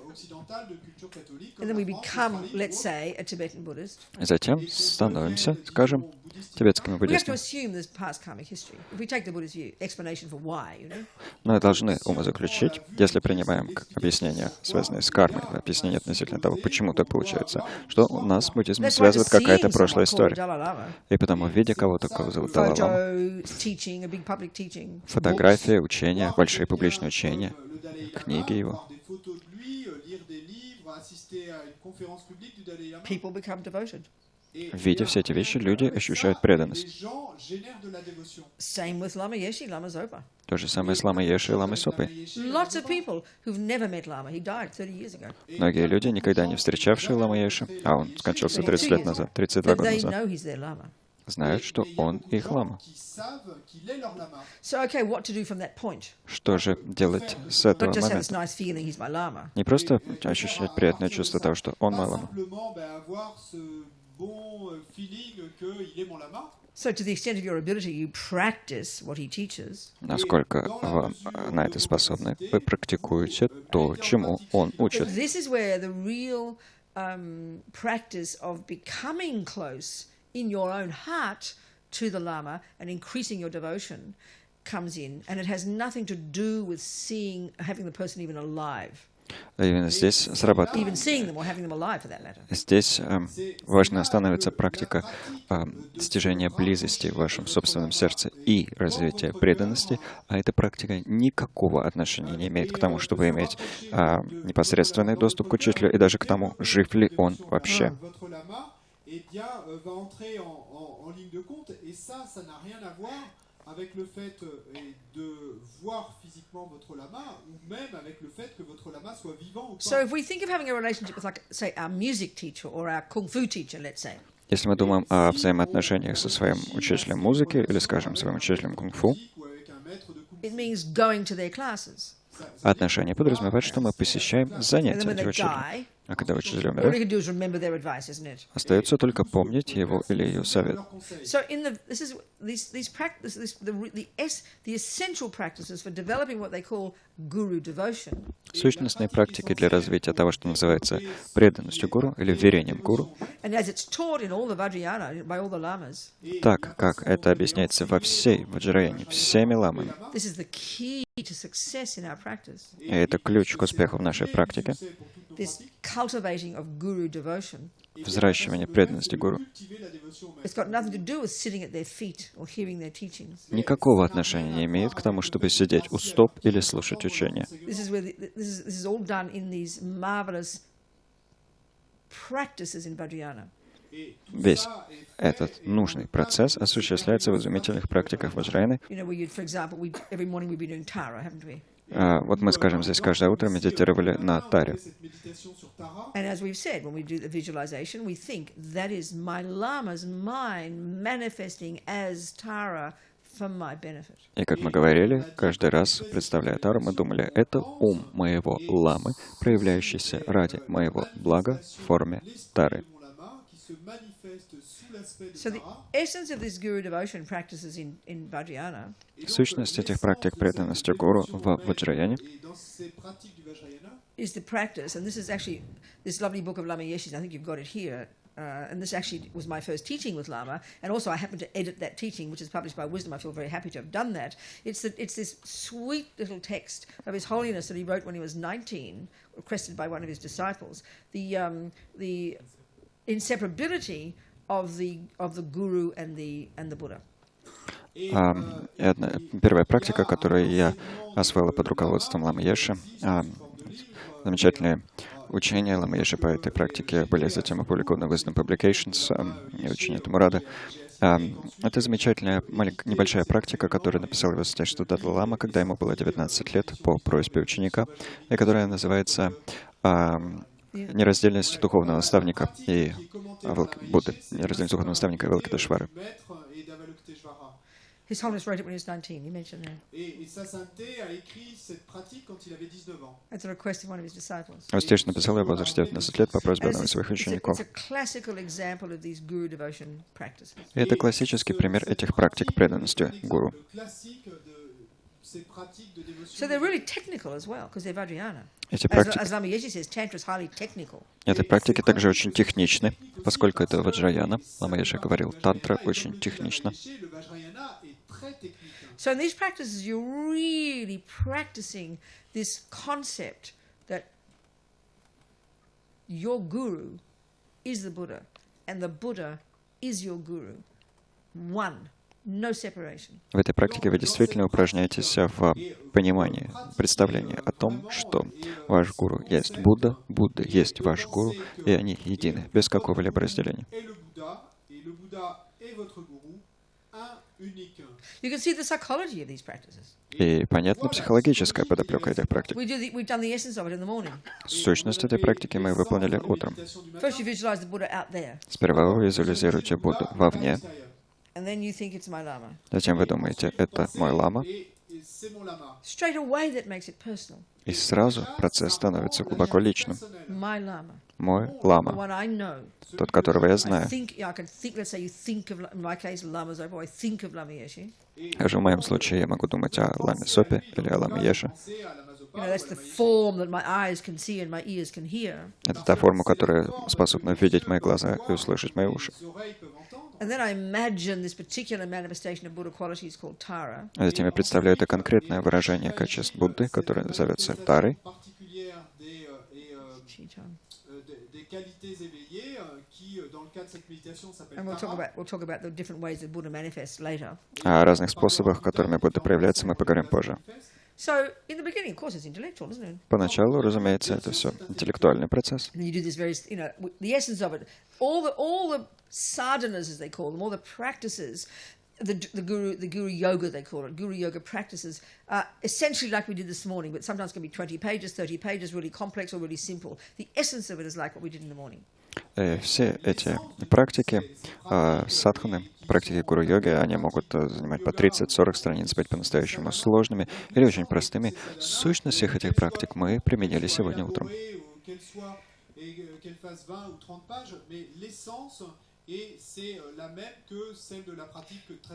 The Buddha's out there. Будда, My вот guru, он там, Guru Tara. Гуру Тара. All the Мой lights гуру come Гуру in. Тара. Исходит Purifying. свет, он And then очищает, she comes and absorbs into us, and there's different ways of doing that. а затем Гуру Тара переходит и растворяется, приходит к нам и растворяется в нас. Есть разные способы это растворение осуществлять. So in the highest practices in the Vajrayana, you know, there's these intricate ways of dissolving the Buddha Guru into you, and gradually you practice imagining that now I am the Dharmakaya, as they call it, which is the Buddha mind. В высочайших практиках Ваджраяны используются развернутые способы растворения гуру в себе, где в конечном итоге вы представляете: теперь я Дхармакая, ум Будды. Ensuite, vous devenez vous-même le Bouddha. Donc votre esprit est un alors avec le Dharmakaya, avec l'esprit du Bouddha. And they're really intricate practices. И эти практики действительно Yes, and сложные and и техничные, изощренные и техничные. but the heart aspect of it Но сущностный их аспект Essentiel de leur cœur de ces pratiques, is c'est devotion, — это преданность. and that's the tool И это тот that you're инструмент, using который вы используете, to help you become your own Buddha. чтобы помочь себе стать собственным Буддой. So your lama could be, you know, never see him again. Doesn't matter. Так This is что- where the practice happens. Так что вы, может, и не увидите больше в жизни никогда своего лама, но практика происходит именно здесь, именно в этом. et c'est ça l'essence de la And devotion of seeing the lama as the Buddha is such a powerful technique. А преданность The видения, devotion to seeing the lama as the Buddha. преданность которая видит ламу как Будду, Confidence. это очень мощная вещь. Уверенность. Этого рода уверенность. est une pratique très puissante. It's look how Lama helped me. Посмотрите, как мне Look how помог. Lama helped me. Посмотрите, как мне помог лама Еше. He like was an atomic bomb on my delusions. Он был подобен атомной бомбе, сброшенной на моем рачении. You know what? You know what? Но знаете, I allowed him to be. я ему это позволила. I was ready for it. Я была к этому When I готова. said to him, he's my teacher, Когда я ему сказала, что он мой учитель, it's like we shook hands, мы как бы пожали we руки agreed, и договорились, we had a contract. заключили He контракт. does his job, Он выполняет свою работу, and I do mine. а я You're a свою. willing victim. Вы You're participant in that agreement. Вы- You make the decision. с готовностью становитесь жертвой. Вы участник этого соглашения. Вы You're a за. willing victim. Vous êtes une victime consentante. You're the like. I like to say that you're the boss. Мне нравится все время повторять, что вы начальник. If we have this wrong view about relationship with the guru, Если у вас ошибочные представления об отношениях с гуру, like this victim, я oh, жертва. do what the guru said. Нужно делать то, что гуру велит. It's revolting. Это омерзительно. Don't misunderstand me when I say it's like you're the boss. Поймите меня правильно. Что значит, что я подразумеваю, когда говорю, что вы начальник? Lama Yeshe wouldn't have opened his mouth until I decided I wanted his instructions. Лама Еше и рта бы не открыл, если бы пока я не решила, что хочу его наставлений. I basically gave him permission Я, по to сути, show me my mind. дала ему разрешение демонстрировать мой ум. me montrer mon esprit. Do you see what I'm saying? Понимаете, о чем Ce que я? je veux dire? So you got to be ready for it. Так что нужно быть к этому готовыми. Cela. What happened? Что там случилось? Question. Yes. Philip. Вопрос, да, Фель? But in the case, for example, of His Holiness, Anyway, did you get some answers out of that? Вы там ответ получили на свой предшествующий вопрос, хорошо? where you talked about Lama Yeshe, for example, in the case of his, Говорили о Лама Йеше. Например, в случае его святейшества. how can you show you your mind if he doesn't even know that he's accepted you as a student and you don't? Как вы знаете, что In your practices, Philip. ваш... That's what Вы I'm ведь вы не saying. знаете, That's что what I'm его saying. святейшество Okay. вас принял в качестве I ученика и know, так далее. wait. The real Ответ. job В ваших you практиках. deciding he's your lama with confidence you know he is, and then you do all the work in your practices. That's where all the certainty comes. That's where the realizations come. Главная работа состоит в том, чтобы вы в своем уме решили совершенной убежденностью, что он ваш лама, и начали применять его учение в практиках. И оттуда-то и будет, за счет этого и будет обретена убежденность и все реализации. Puis tu les mets en pratique, c'est ça le job. You're the one who agrees to be the disciple. Именно вы соглашаетесь быть учеником. Pour être le disciple. How can you get permission from Lama Yeshe if he's dead? Как можно, например, получить подтверждение от Лама Йеши, если он мертв? Gourou, comment peux-tu That's what obtenir I- la permission de la Maïeché s'il est mort? I mean it. You are the boss. Я действительно утверждаю, что вы начальник. It's Philip. Филипп, You understand? вы понимаете. Of course, it's a nice protocol. Конечно, протокол хорош. C'est un joli You know, protocole. raise three prostrations, offer a gift. Yes, dear, I'll be your teacher. Совершите 3 простирания, приносите подарок. Да, милый, я буду вашим If учителем. you are confident, Но вы в этом не His нуждаетесь, Holiness is your guru. если Many people are, honey. уверены, что его святейшество ваш гуру. А многие люди в этом уверены. Beaucoup de gens qui ont ça. Then he is your guru. Если вы уверены, что его And then святейшество ваш гуру, you will practice guru devotion. тогда он ваш гуру, и тогда вы And практикуете you will преданность get the гуру. realizations. И тогда вы обретете реализацию. And then when you're really fortunate, like that little boy, he was asked, a little tulku, oh, have you met His Holiness? И тогда, если вам действительно повезет, то будет как с тем маленьким толку, которому очень повезло. Его спросили, а ты уже встречался с его святейшеством? Vous avez rencontré sa sainteté? Oh, yes, he comes and teaches me in my dreams. Да, он приходит и учит меня в моих снах. Il vient et il m'enseigne dans mes rêves. So when you really grow devotion, А что когда вы действительно взращиваете and you преданность, really absorb the guru into you, действительно растворяете гуру в себе, Absorbe vraiment le and you gourou en really soi. have faith that the guru is the Buddha, действительно обладаете верой в то, что гуру and есть as you Будда, progress, getting more realizations, вы, продвигаясь постепенно, обретая все больше реализации, L'obtention de plus de the réalisation. Buddha will manifest in a subtle light body in your dreams and in your meditations and teach you then. So you better create the cause and work hard, and don't sit there waiting, I want to be approved of. а с определенного момента гуру начнет проявляться в тонком теле и света в ваших сновидениях и вас напрямую обучать, потому что вы создадите для того причины. Так что нужно создавать причины, а не сидеть, перебирая пальцами и думая, о, вот бы меня приняли в качестве ученика. Est-ce que je vais avoir l'opportunité de me faire approuver? Подтвердили, что я Oui. ученик? Вы? Thank you. Спасибо. It's up to us. Все зависит от нас. It's nice to have the other one. Хорошо, когда есть и другая It's сторона. nice to have the other one. The Lama stroking you. Hello, dear. How are you, Робина? Хорошо, когда ламы вас гладят. Робина, I know your name. How are you, Робина? Хорошо, когда We лама, like that. когда лама говорит, о, хорошо, как твои дела, Робина. Робина, кстати, я знаю, как тебя зовут. Да-да-да. Quand on connaît le lama et que le lama nous connaît, qui nous reconnaît, qui me dit « Ah, comment vas-tu, Robina ?» qui se souvient de notre nom et qui nous caresse. His Holiness asked him, Speak closer. in the case of В His Don't случае, be too если, personal in public. If you want to talk about it in public, it's okay. если не хотите об этом на публике говорить, не нужно. Если хотите, можно это может добавить. once, in the case of His Holiness, I asked him, and he said it would be impractical, and to take instead the book he was commenting, which was the way of the Bodhisattva, Yeah. as my guru. Darling, he's being humble with you because your mind wasn't that ready. Его святейшество, я как-то спросил на эту тему, и он сказал, что это было бы непрактично, и лучше в качестве учителя принять тот текст, которому он дал комментарий о путь Бодхисаттвы в тот момент. Милый, его святейшество просто проявил смирение, потому что ваш ум был еще не готов, недостаточно готов. Le chemin du Bodhisattva et prend ça comme maître. Et la réponse de Robina, c'est et sa sainteté simplement voulait montrer de l'humilité en disant ça, mais toi, And persevere. de ton Упорствуйте. côté, persévère. So it's basically like you feel, oh, well, I'm not ready yet, so I better go get more ready. По сути, Instead of, oh, he's not my teacher, concrete, close the door. если бы вы чувствовали, я пока не очень готов, что нужно пойти и поготовиться. Вместо того, чтобы думать, ну все, он не мой учитель, дверь закрылась. Et être prêt, железобетонно. Et pas dire, bon, bah, la porte est fermée, tant pis. Do you see? Понимаете?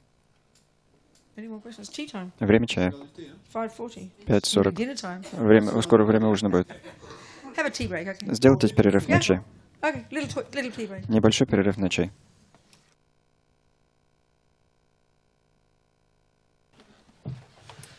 So were there any questions about guru devotion? Итак, возникли ли какие-либо вопросы по теме преданности гуру? Est-ce qu'il y a eu des questions sur la dévotion au maître?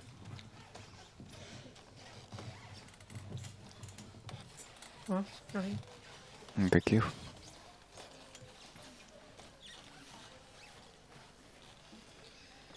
Okay. Ну и хорошо.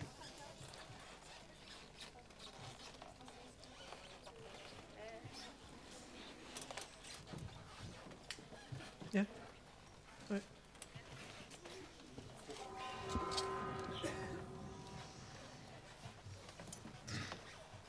Keep it short. Кратко. Garde la question courte, hein. Je voulais juste voir votre point de vue sur l'ami spirituel. Ce que vous auriez à dire sur l'ami spirituel. Parce que j'imagine que quand on débute, on n'a pas un maître comme ça, quoi. On ne s'engage pas à avoir un maître aussi facilement que ça. Et quelles sont les différences entre vous?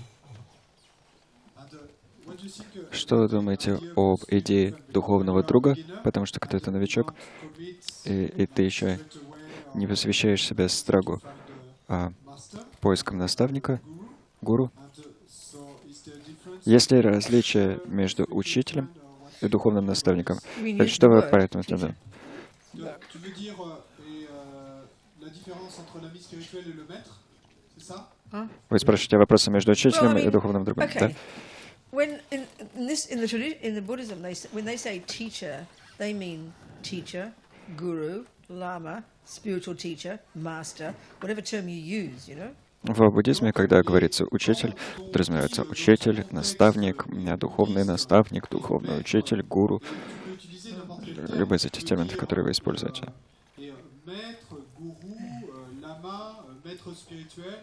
So according to the Vajrayana interpretation, which is always the way that Lama Zopa Rinpoche teaches, В соответствии с ваджраянской интерпретацией, а Лама Сопа всегда учит именно ей, the really purest way, самый чистый способ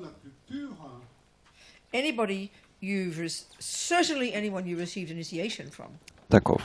Безусловно, каждый, от кого вы когда-либо получали посвящение, that is one. Now that they are your lama, they are one of your lamas. является одним из ваших лам. Anyone you've taken bodhisattva vows from. Любой, от кого вы получали обет бодхисаттвы, Lay vows, обеты мирянина, refuge, прибежище, even 8 Mahayana precepts. и даже 8 обетов Махаяна, The really pure view, в соответствии с по-настоящему чистым видением, according to the Vajrayana, с точки зрения ваджраяны. you are committing to see that person as the Buddha. Этих людей, видению этих людей как Будд, вы себя посвящаете. So then you have to choose, in other words. You don't just take refuge because someone's offering it from anybody. You got to decide that. You got to know that you want it from that person. They become one of your teachers. Стало быть, вам нужно выбирать. Не нужно принимать прибежище от кого попало, просто потому что тут кто-то его предлагает. Нет, вы выбираете, потому что этот человек станет одним из ваших учителей.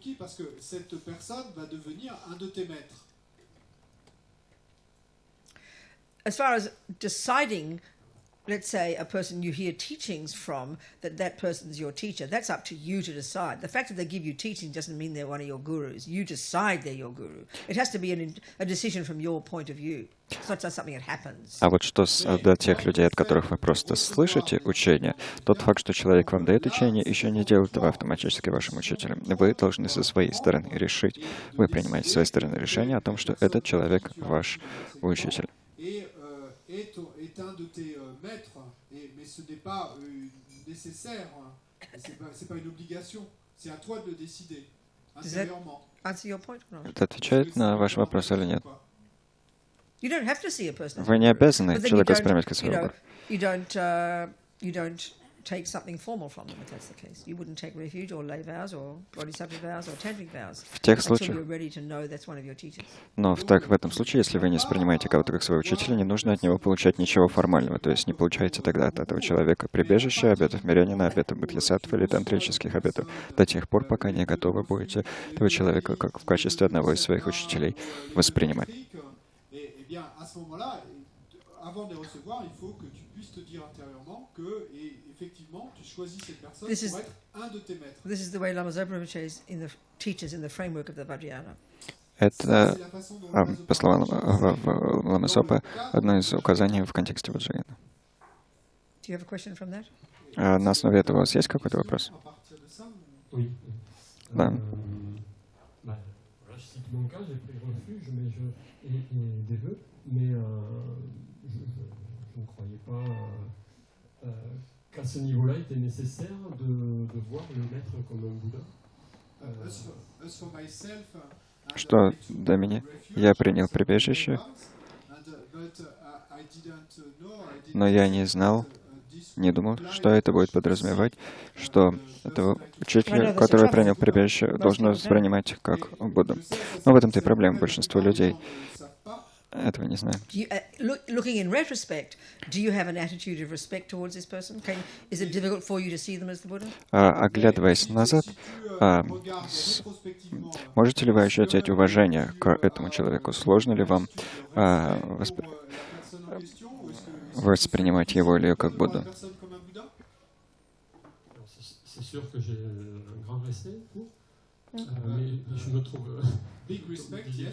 Что да, уважение, да.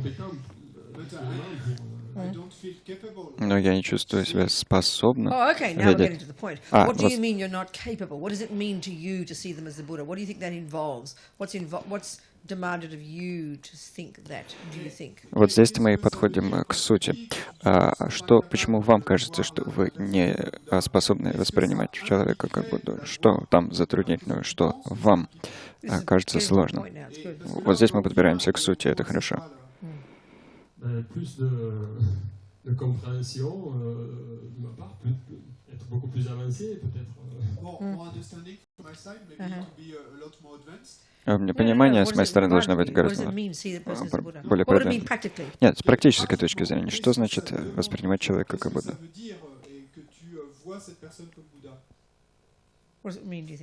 По-вашему, мне что значит?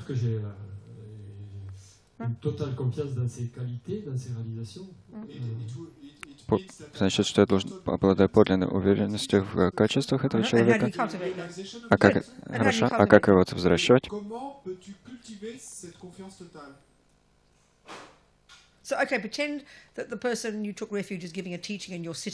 Притворимся, что человек, которого вы получили прибежище, дает учение, и вы на этих учениях сидите.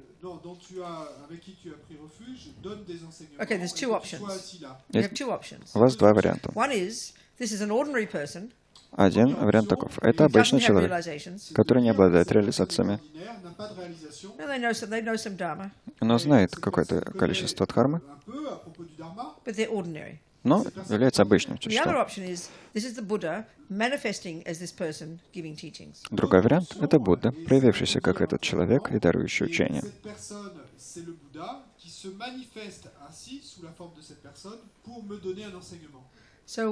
Which would you prefer to have? Which view would be most... This is the point now. Which thought in your mind would be most helpful to you to hear the teachings and understand them? И вот здесь главный вопрос таков. Какая из этих двух мыслей в вашем уме была бы наиболее полезна для вас, для того, чтобы вы услышали учения и их поняли? Я знаю, таким образом, вторая. И на то, чтобы подумать слова второй мысли, их мысленно произнести у нас уходит ровно столько же усилий, сколько и на мысль первую, верно? And the reason, in the end, the reason for all this business of seeing the Guru as the Buddha is not some holy thing to make us scared, you know. It's a practical issue. И причиной для всех этих рассуждений про то, чтобы видеть Гуру как Будду, не в каких-то священных соображениях, сакральных соображениях. Это вещи глубоко практичны. Легко ли вам думать о его святейшестве, как о Будде?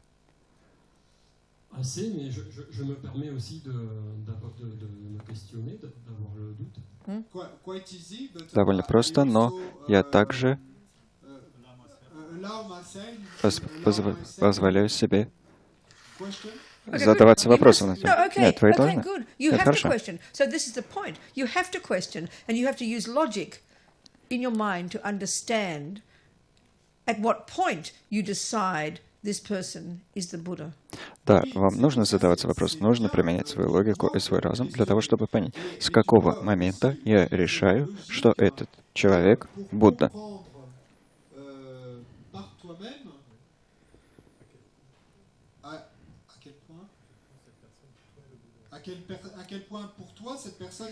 Okay, different question. Другой вопрос.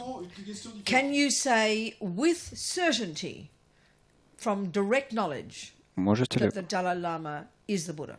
Можете ли вы с полной определенностью на основе прямого познания сказать, что Далай-лама Будда? Good. Can you see with certainty that the person you took refuge from is not the Buddha? Можете ли вы с совершенной определенностью сказать, что человек, от которого вы приняли прибежище, не является Буддой?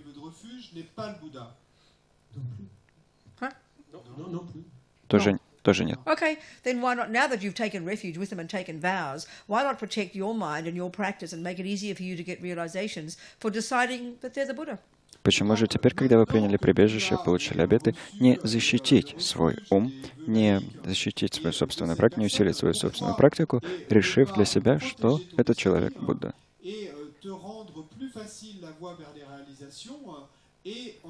Не облегчи себе процесс обретения реализации, думая, что этот человек Будда. Практическое соображение, практический вопрос вот каков. Это делает, все это нужно для вашей пользы. Все, что мы думаем,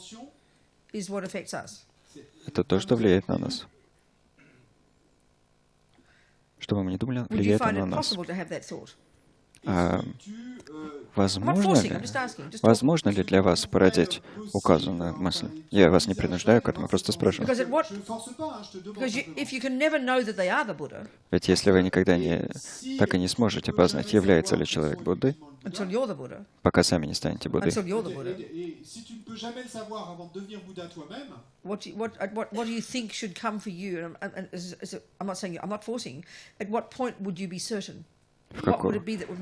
в какой же момент вы обретете уверенность? Я вас ни к чему не принуждаю, я спрашиваю. С какого момента вы придете к определенности?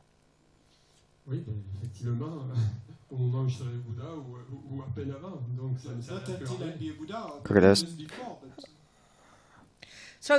Может быть, когда станет Буддой или непосредственно перед этим. Суть вот в чем. Мы не способны увидеть, кто является Буддой, потому что не обладаем ясновидением.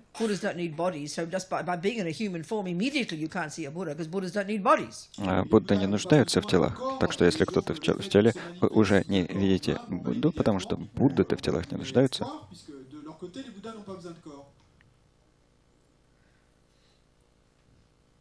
So the ideal scenario is to not do anything until we are certain. But this is the trouble, you see.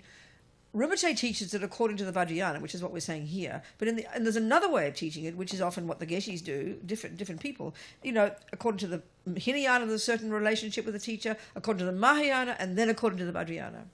So that they would say normally at the level of refuge, you'd certainly have to have some confidence that this person represents the Buddha for you. Could you have that thought? Здесь нужно понять, что есть разные подходы. Лама Цоpa Ринпоче всегда учат с точки зрения Ваджраяны, где мы должны воспринимать гуру как Будду. Но есть и другой подход, который часто преподают разные геше.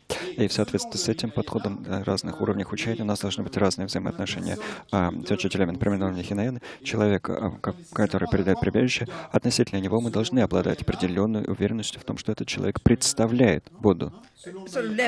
Разные уровни. Уровень Хинаяны, уровень Махаяны, уровень Ваджраяны. Так вот, если человек, который передает прибежище, мы должны быть уверены в том, что он представляет Будду. Эту мысль вы можете породить? quand ils donnent le refuge, par exemple, et ne vont pas le faire ou l'enseigner au niveau du Vajrayana. Huh? Geshes won't give refuge or teach on the level of... I didn't say that. No. Франсуа немножко запутался. There are different teachings in relation to the Hinayana, I think, and then according to Mahayana and according to Vajrayana, the way you see the teacher. Есть Different teachings. разные учения относительно того, как учитель рассматривается с точки зрения Хинаяны, Махаяны и Ваджраяны. So I think Разные the уровни traditional учения. way of talking about the Hinayana level, which is refuge level, И традиционный способ the описания traditional учения, way of teaching about the relationship to the teacher at the Hinayana level, which is the level of refuge and lay vows, традиционный способ объяснения уровня Хинаяны, к которому относится прибежище обета мирянина, Au niveau du Hinayana, et le refuge et les vœux laïques, c'est du niveau du is Hinayana. to have confidence this person at least represents the Buddha for you. Et это d'avoir состоит в том, чтобы, по крайней мере, иметь уверенность, что этот человек представляет Because you'd для have вас to Будду. ask, what is refuge otherwise? Ведь вы What am I должны... getting? It's not just some, like, buying something. You're actually receiving a very powerful blessing in a line of people going in an unbroken chain right back to the Buddha himself. Здесь нужно вообще-то... This person must be somebody you respect. Has to be someone who, at least for you, is representing the Buddha. Has to be this. Otherwise, what? Можно понимать вообще, что такое прибежище. Это же не просто акт покупки. Что такое принять прибежище? Не просто акт покупки чего-то. Нет, это очень мощное благословение, которое пришло к вам по линии передачи, которая через талию этого человека уходит к самому Будде. Так что, безусловно, человек должен быть кем-то, кто для вас представляет Будду. В противном случае, что это за прибежище такое? si on prend refuge avec elle. And the other issue is, you see, there can be some people who have lamas who then, okay, in my own case, okay, I'll use an example. One of my lamas is Geshe Khalsan Gyatso, who broke away from His Holiness, who took Lama Yeshe's center and started the new Kadampa tradition. Now, I'm not criticizing, I'm just giving you facts here. There's no opinion here. This is a fact. Бывает и есть и другая проблема. Скажем, один из моих собственных лам, это Геше Килсан Гетсу, который откололся от его святейшества, отобрал центр ламы Еши и запустил движение новой Кадампы. Я здесь не озвучиваю мнение, просто проговариваю вам факты, что произошло по факту. Geshe Khalsan Gyatso has taken Lama Yeshe and Lama Zopa's center. Отобрал центр, присвоил центр ламы Еши и ламы Сопа, Rejected His Holiness отверг его святейшество and started his own Buddhist tradition. и запустил свою собственную буддийскую традицию. So you'd think, well, I'd better give him up if he's gone against my lamas, isn't it? You'd think that. И, казалось бы, мне нужно от него отказаться, потому что он разошелся с моими ламами. No, I took initiation from him. Но нет, я от него получал посвящение. For me, he's the Buddha. Для меня он Будда. So how do I reconcile those seeming contradictions? Как же примирить эти видимые противоречия?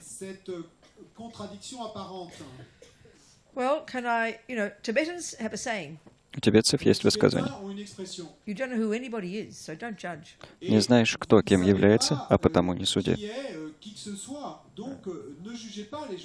And one of the big things here is Одно из больших, значимых соображений в данном случае to understand the Mahayana teachings. Forget the Tantrayana teachings, the Mahayana teachings. необходимо для того, чтобы понять учение Махаяны.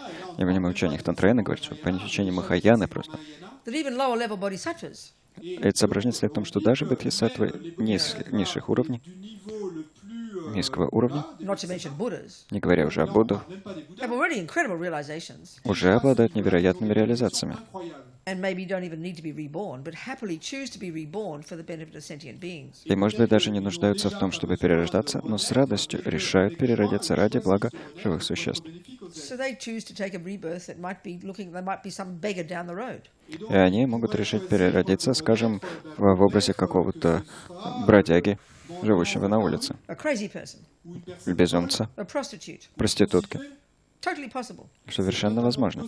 Because their mind is, to whatever degree, they've gone beyond delusions, to some profound degree. Потому что ум их в какой-то степени, глубокой степени, вышел за пределы омрачения. They've got, they've got concentration, обрели сосредоточение, got some level of realization of emptiness. обрели некий уровень реализации пустотности, реализовали бодхичитту и так далее. Довольно удивительные существа. Being such a, so they are able to take on this life, looking like some wacko person, looking like a crazy person, be completely pure. И они способны прийти в эту жизнь, выглядя как человек совершенно безумный или очень странный, и при этом сохранить совершенную чистоту, быть совершенно чистыми. Not possible to tell by looking at them. Просто глядя на них, определить это невозможно. The lay vows, the Hinayana level, На уровне хинаяны, к которому относятся lay обеты vows, обеты there's мирения, no wiggle room. там пространство, There's no space, there's no room to move. You пространство, just don't kill, don't lie, don't steal. там пространства для маневров нет. Просто не убиваешь, не крадешь, не лжешь, Because you're protecting your karma. потому что защищаешь собственную карму. By the time you get to bodhisattva level, Но к тому времени, когда доходишь до уровня бодхисаттвы, even for us who take the bodhisattva vows, даже мы, принявшие обеты бодхисаттвы, now the key factor is motivation. для нас теперь ключевым фактором становится мотивация. So you have a vow when you take bodhisattva vows Когда вы приняли обеты бодхисаттвы, принимаете to бодхисаттву, break an earlier vow. у вас и есть обет нарушать более ранние обеты, If it's for the benefit of sentient beings, если это делается ради блага живых существ. and even more so with the tantric. А еще больше приоритет имеют тантрические So обеты. when the genuine bodhisattvas, Подлинные бодхисаттвы they can do things that look like negative, могут совершать вещи, которые выглядят негативными, harming a person, вредить людям, because they've got the wisdom to see the person's mind, потому что обладают мудростью, позволяющей увидеть ум существа, incredible compassion, обладают невероятным and they состраданием can see clearly that it's to benefit that person. и ясным образом видят, что это принесет Now, пользу looking upon that, you can't see этому that. человеку. Глядя на это, So на because we're so ситуацию, этого не addicted to разглядишь. looking at things the way, believing what we see, Поскольку мы так зависим от того, чтобы верить в то, что видим, from that point of view, it's easy to see that Dalai Lama must be a Buddha. с этой точки зрения должно быть легко увидеть, что He makes Далай us Лама all Будда. happy. Он нас всем приносит счастье. He's Он very всех радует. famous. Очень знаменит, Charismatic. харизматичен. People cry in his presence. Люди плачут в его присутствии. Everybody's blissed out about him. И все испытывают благодаря ему блаженство. Unless, of course, you're a Chinese communist, you can't stand him. Ну, разумеется, если вы китайский коммунист, то вы его терпеть не можете. So it's easy to say, oh yeah, he's a Buddha. Так что легко сказать, о да, он Будда. Then you have Rinpoche, Есть Лама Соприпача, coughing after every word, and umming and ahhing, and keeping you up till 3 in the morning. который кашляет после каждого слова, мекает, бекает и спать вам не дает до 3 часов ночи. Unless you've got some confidence that this person is the Buddha, unless you've decided in advance, I'm going to see him as the Buddha. Если у вас нет уверенности, если вы не приняли уверенное решение, я буду воспринимать этого человека как Будду, What would I do? что будет? I'd Что believe in what будет? I see Я поверю в то, I'd что believe in вижу, what I see. буду верить в то, что вижу, and find fault. и буду искать He's wrong. недостатки. How can a person who's a Buddha behave like this? We'd say. Он не прав. Как человек, являющийся Буддой, может себя так вести, сказали бы.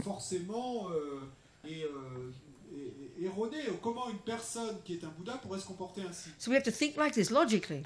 И что нам нужно размышлять в таком ключе, It's not логически. possible to see who is a Buddha. Невозможно увидеть, кто является Буддой.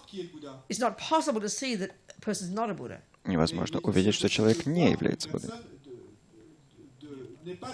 So there's Geshe Kelsang Gyatso, И вот Геше Кelsang Gyatso, whom I took a Vajrayana initiation from, от которого я получала посвящение Ваджраяна, therefore committed to see him as the Buddha. таким образом дав обязательство видеть его как Будду, For my benefit, ради собственной пользы. I keep what they call pure view. Я поддерживаю то, что называется чистым видением. Of course, it's not easy. Разумеется, это It's nothing непросто. to do with him. И к нему это не имеет никакого отношения. Protecting my mind. Дело во мне, защите Because моего the ума. bottom line is this: Потому что самая суть такова. I want to lessen my delusions. Я хочу ослабить свои омрачения. I want to stop believing in my karmic appearances. Я хочу перестать верить в свои кармические видимости. I want to realize emptiness. Я хочу постичь I want to пустотность. develop bodhicitta. Хочу развить бодхичитту. So it's to my benefit Что ради моего блага. to not find fault. ради моего же блага не нужно выискивать недостатки, и нужно поддерживать чистое видение. Perfectly reasonable. Это совершенно разумно. That a person who's a Buddha Совершенно логично заключить, что человек, являющийся Буддой, can do what looks like negative. может совершать то, что выглядит как нечто негативное. Представляется, But you чем. have to understand the teachings to understand that. Но чтобы это понять, нужно понимать учение. It gives us some confidence. И это придает нам некую уверенность. I remember one time one Lama saying that for Tibetans, there's no problem for them to think that the Buddha is that Mao Zedong is the Buddha.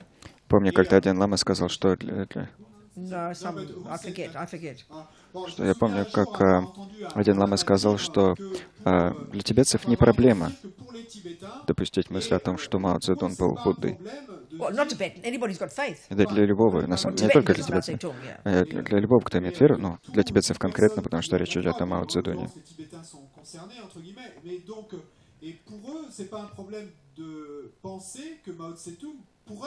By having all this suffering, Ведь, претерпев все эти страдания, purify all so much karma very quickly, тибетцы очистили так, но очень быстро очистили множество неблагой кармы. and become a Buddha more quickly. И быстрее станут Буддой. A mild example. Мягкий пример. My friend Harry, the one we mentioned, who fell off the mountain. Мой Or друг didn't fall off the mountain. Гарри, которого мы упоминали, тот самый, который чуть не упал с горы. He told me one time at Kopan Monastery, he was trying to help one of the monks who was kind of crazy and sick. Рассказывал мне как-то, что пытался помочь в Копане одному монаху, который был как бы безумен и болен. Нашел врача, который мог And помочь. he happened to mention to Lama Yeshe, and Lama Yeshe is his guru. Harry's guru. Упомянул это, He mentioned he'd found a doctor to Lama Yeshe. сказал Лама Йеше, что нашел врача, Лама Йеше был гуру Гарри. And Lama Yeshe basically said, leave it alone, don't do anything. И Лама Йеше, по сути, сказал, ничего не делай, оставь ситуацию как есть. He didn't explain, Без каких-либо объяснений. but Harry has faith in Lama. Но Гарри имел веру в Ламу. Yeah. So eventually the monk got much sicker, and then went up to the mountains to his family, and then died. В конечном итоге монах совсем уж разболелся, поднялся в горы к своей семье и умер. Now that sounds like Lama doesn't care, isn't it? И звучит это, как будто Ламе было плевать. So the abbot at the monastery, Lama Lundup, Настоятель монастыря Лама explained Лхундроб to Harry, объяснил Гарри, because of Lama's realizations, что в силу реализации Ламы, his wisdom, его мудрости, clairvoyance, его he ясновидения, could see accurately the karma this monk had created in the past to cause this suffering. он в точности видел, какую карму этот монах в прошлом создал, чтобы вызвать эти страдания. And if he had had the doctor and gotten better, И если бы этот монах посетил врача, и если бы ему стало лучше, fine, he would have had a good life. да, у него была бы хорошая жизнь, But he wouldn't have finished the karma. но он не исчерпал бы эту карму. And next life, much worse. И в следующей его жизни все обстояло бы гораздо хуже. By not getting better, В силу того, что он не выздоровел and then by dying, и умер в конечном итоге. and he in fact died very peacefully, А умер он на самом деле очень умиротворенно. he purified the karma. Он очистил карму. Next life, fantastic. И следующая его жизнь оказалась великолепной. So this is a very different view, isn't it? Это совсем иное видение, верно? Иное восприятие. I heard that you hear all these stories about bodhisattvas. Доводится слышать многочисленные истории о бодхисаттвах. This one particular bodhisattva visiting some village. Один бодхисаттва, в частности, посещал как-то деревню. And one of the key jobs of a bodhisattva is to make karmic connection, make like eyeball connection, make a karmic connection, because then you meet them again and again in the future, and then eventually when they're ready, you can lead them to enlightenment. You've got to have a karmic connection. Одна из ключевых задач бодхисаттвы — устанавливать кармические связи, завязывать кармические отношения, чтобы затем снова и снова встречаться с разными существами и в конечном итоге суметь привести их к просветлению. Для этого необходима кармическая связь.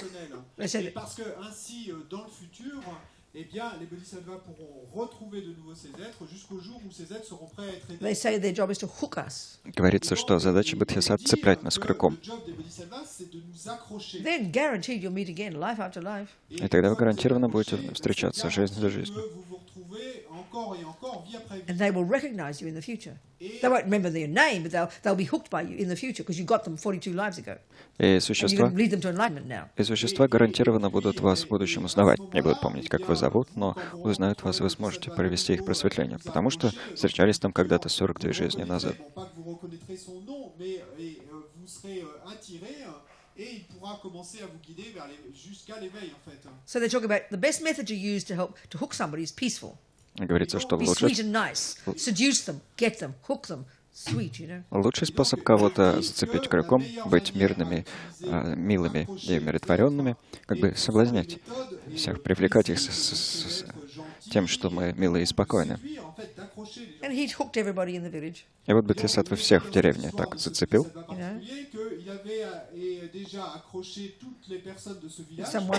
One old lady didn't notice him. Но одна старушка его не замечала.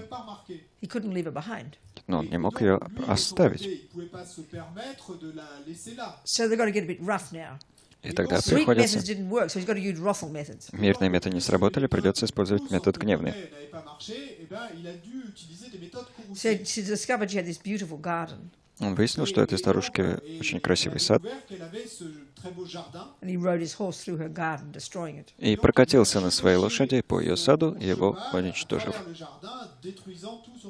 Now she noticed him. Вот теперь-то она его заметила. Shouting and yelling, shaking your fist, abusing him. Орала, вопила, кулаком трясла, оскорбляла его. He got her. He hooked her. Он ее зацепил, крюканул. He was so happy. И он был очень рад. And when she was ready, 22 lives later, he'll have her then and he'll lead her to enlightenment. А когда она будет готова, 22 жизни спустя, он с ней встретится и приведет ее к просветлению.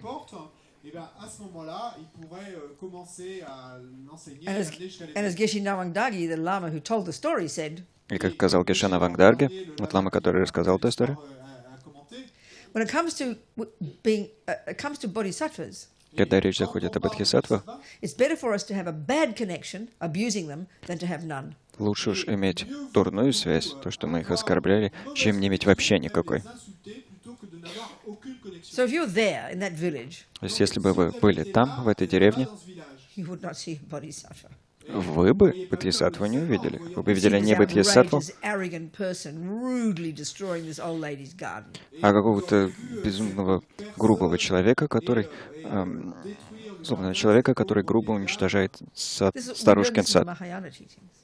Вот эти вещи мы осваиваем в учениях Махаяны. We have to understand how logically this is possible, not just a mystical idea. Logically, it's possible. Нам нужно понимать, почему эти вещи возможны логически. Не просто как какие-то мистические идеи, а с точки зрения And that gives логики. us a really strong basis for understanding then Guru devotion, И это- having pure view. И это дает нам по-настоящему мощную основу для понимания преданности гуру, для развития чистого видения. Just some thoughts, okay? Это лишь несколько соображений. Okay? Хорошо? Thoughts? Food for thought? Соображения, пища для размышлений. Да? Wait, Да? dinner? Ужин. Another dinner? Еще Another один. meal? Опять ужин. Опять еда. More food in the tank? Побольше еще пищи. Imagine all the energy of the body, speech and mind of all the Buddhas melts into it, making it transcendental nectar. Om Mahung, Om Mahung, Om Mahung. Представьте, что энергия тела, речи, ума всех будто плавится, вливается в пищу, преображая ее в нектар, запредельный нектар, обширный, полный блаженства нектар. And the most important thing, as Rinpoche says, is to offer it, so to imagine offering. И самое важное, как говорит Лама Сотпа, поднести ее, так что мы представляем, что ее подносим.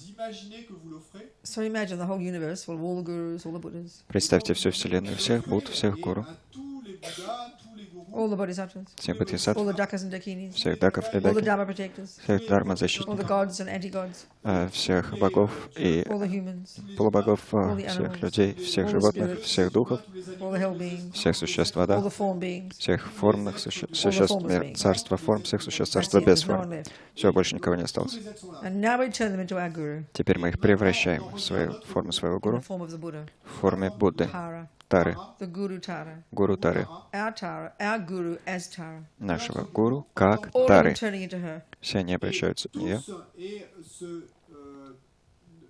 All of them turning into her. все они превращаются в нее, Trillions and trillions, триллионы, including pervading all the atoms of our body. включая тех, что пронизывают, триллионы, что пронизывают все атомы And нашего then тела. most special, most powerful, the meaning of the word offering. И что особенно важно, особенно мощно, является особенно мощным We visualize all смысл. of them experiencing the bliss of receiving this delicious nectar, which we so happily offer. Смысл слова подношения. Мы представляем, что они переживают блаженство от получения вкуснейшего нектара, который мы с такой радостью им преподнесли.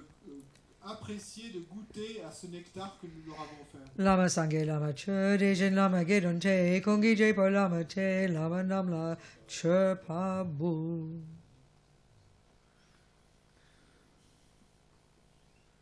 Okay. We haven't started the Bodhisattva path yet. Мы пока не начали обсуждение пути Бодхисаттвы. 2 days left, right? Осталось 2 дня, верно? We'll get there. Ну, тут I won't доберемся. keep you up until 3 in the morning, I promise. Обещаю, что не буду вас до 3 часов ночи здесь задерживать.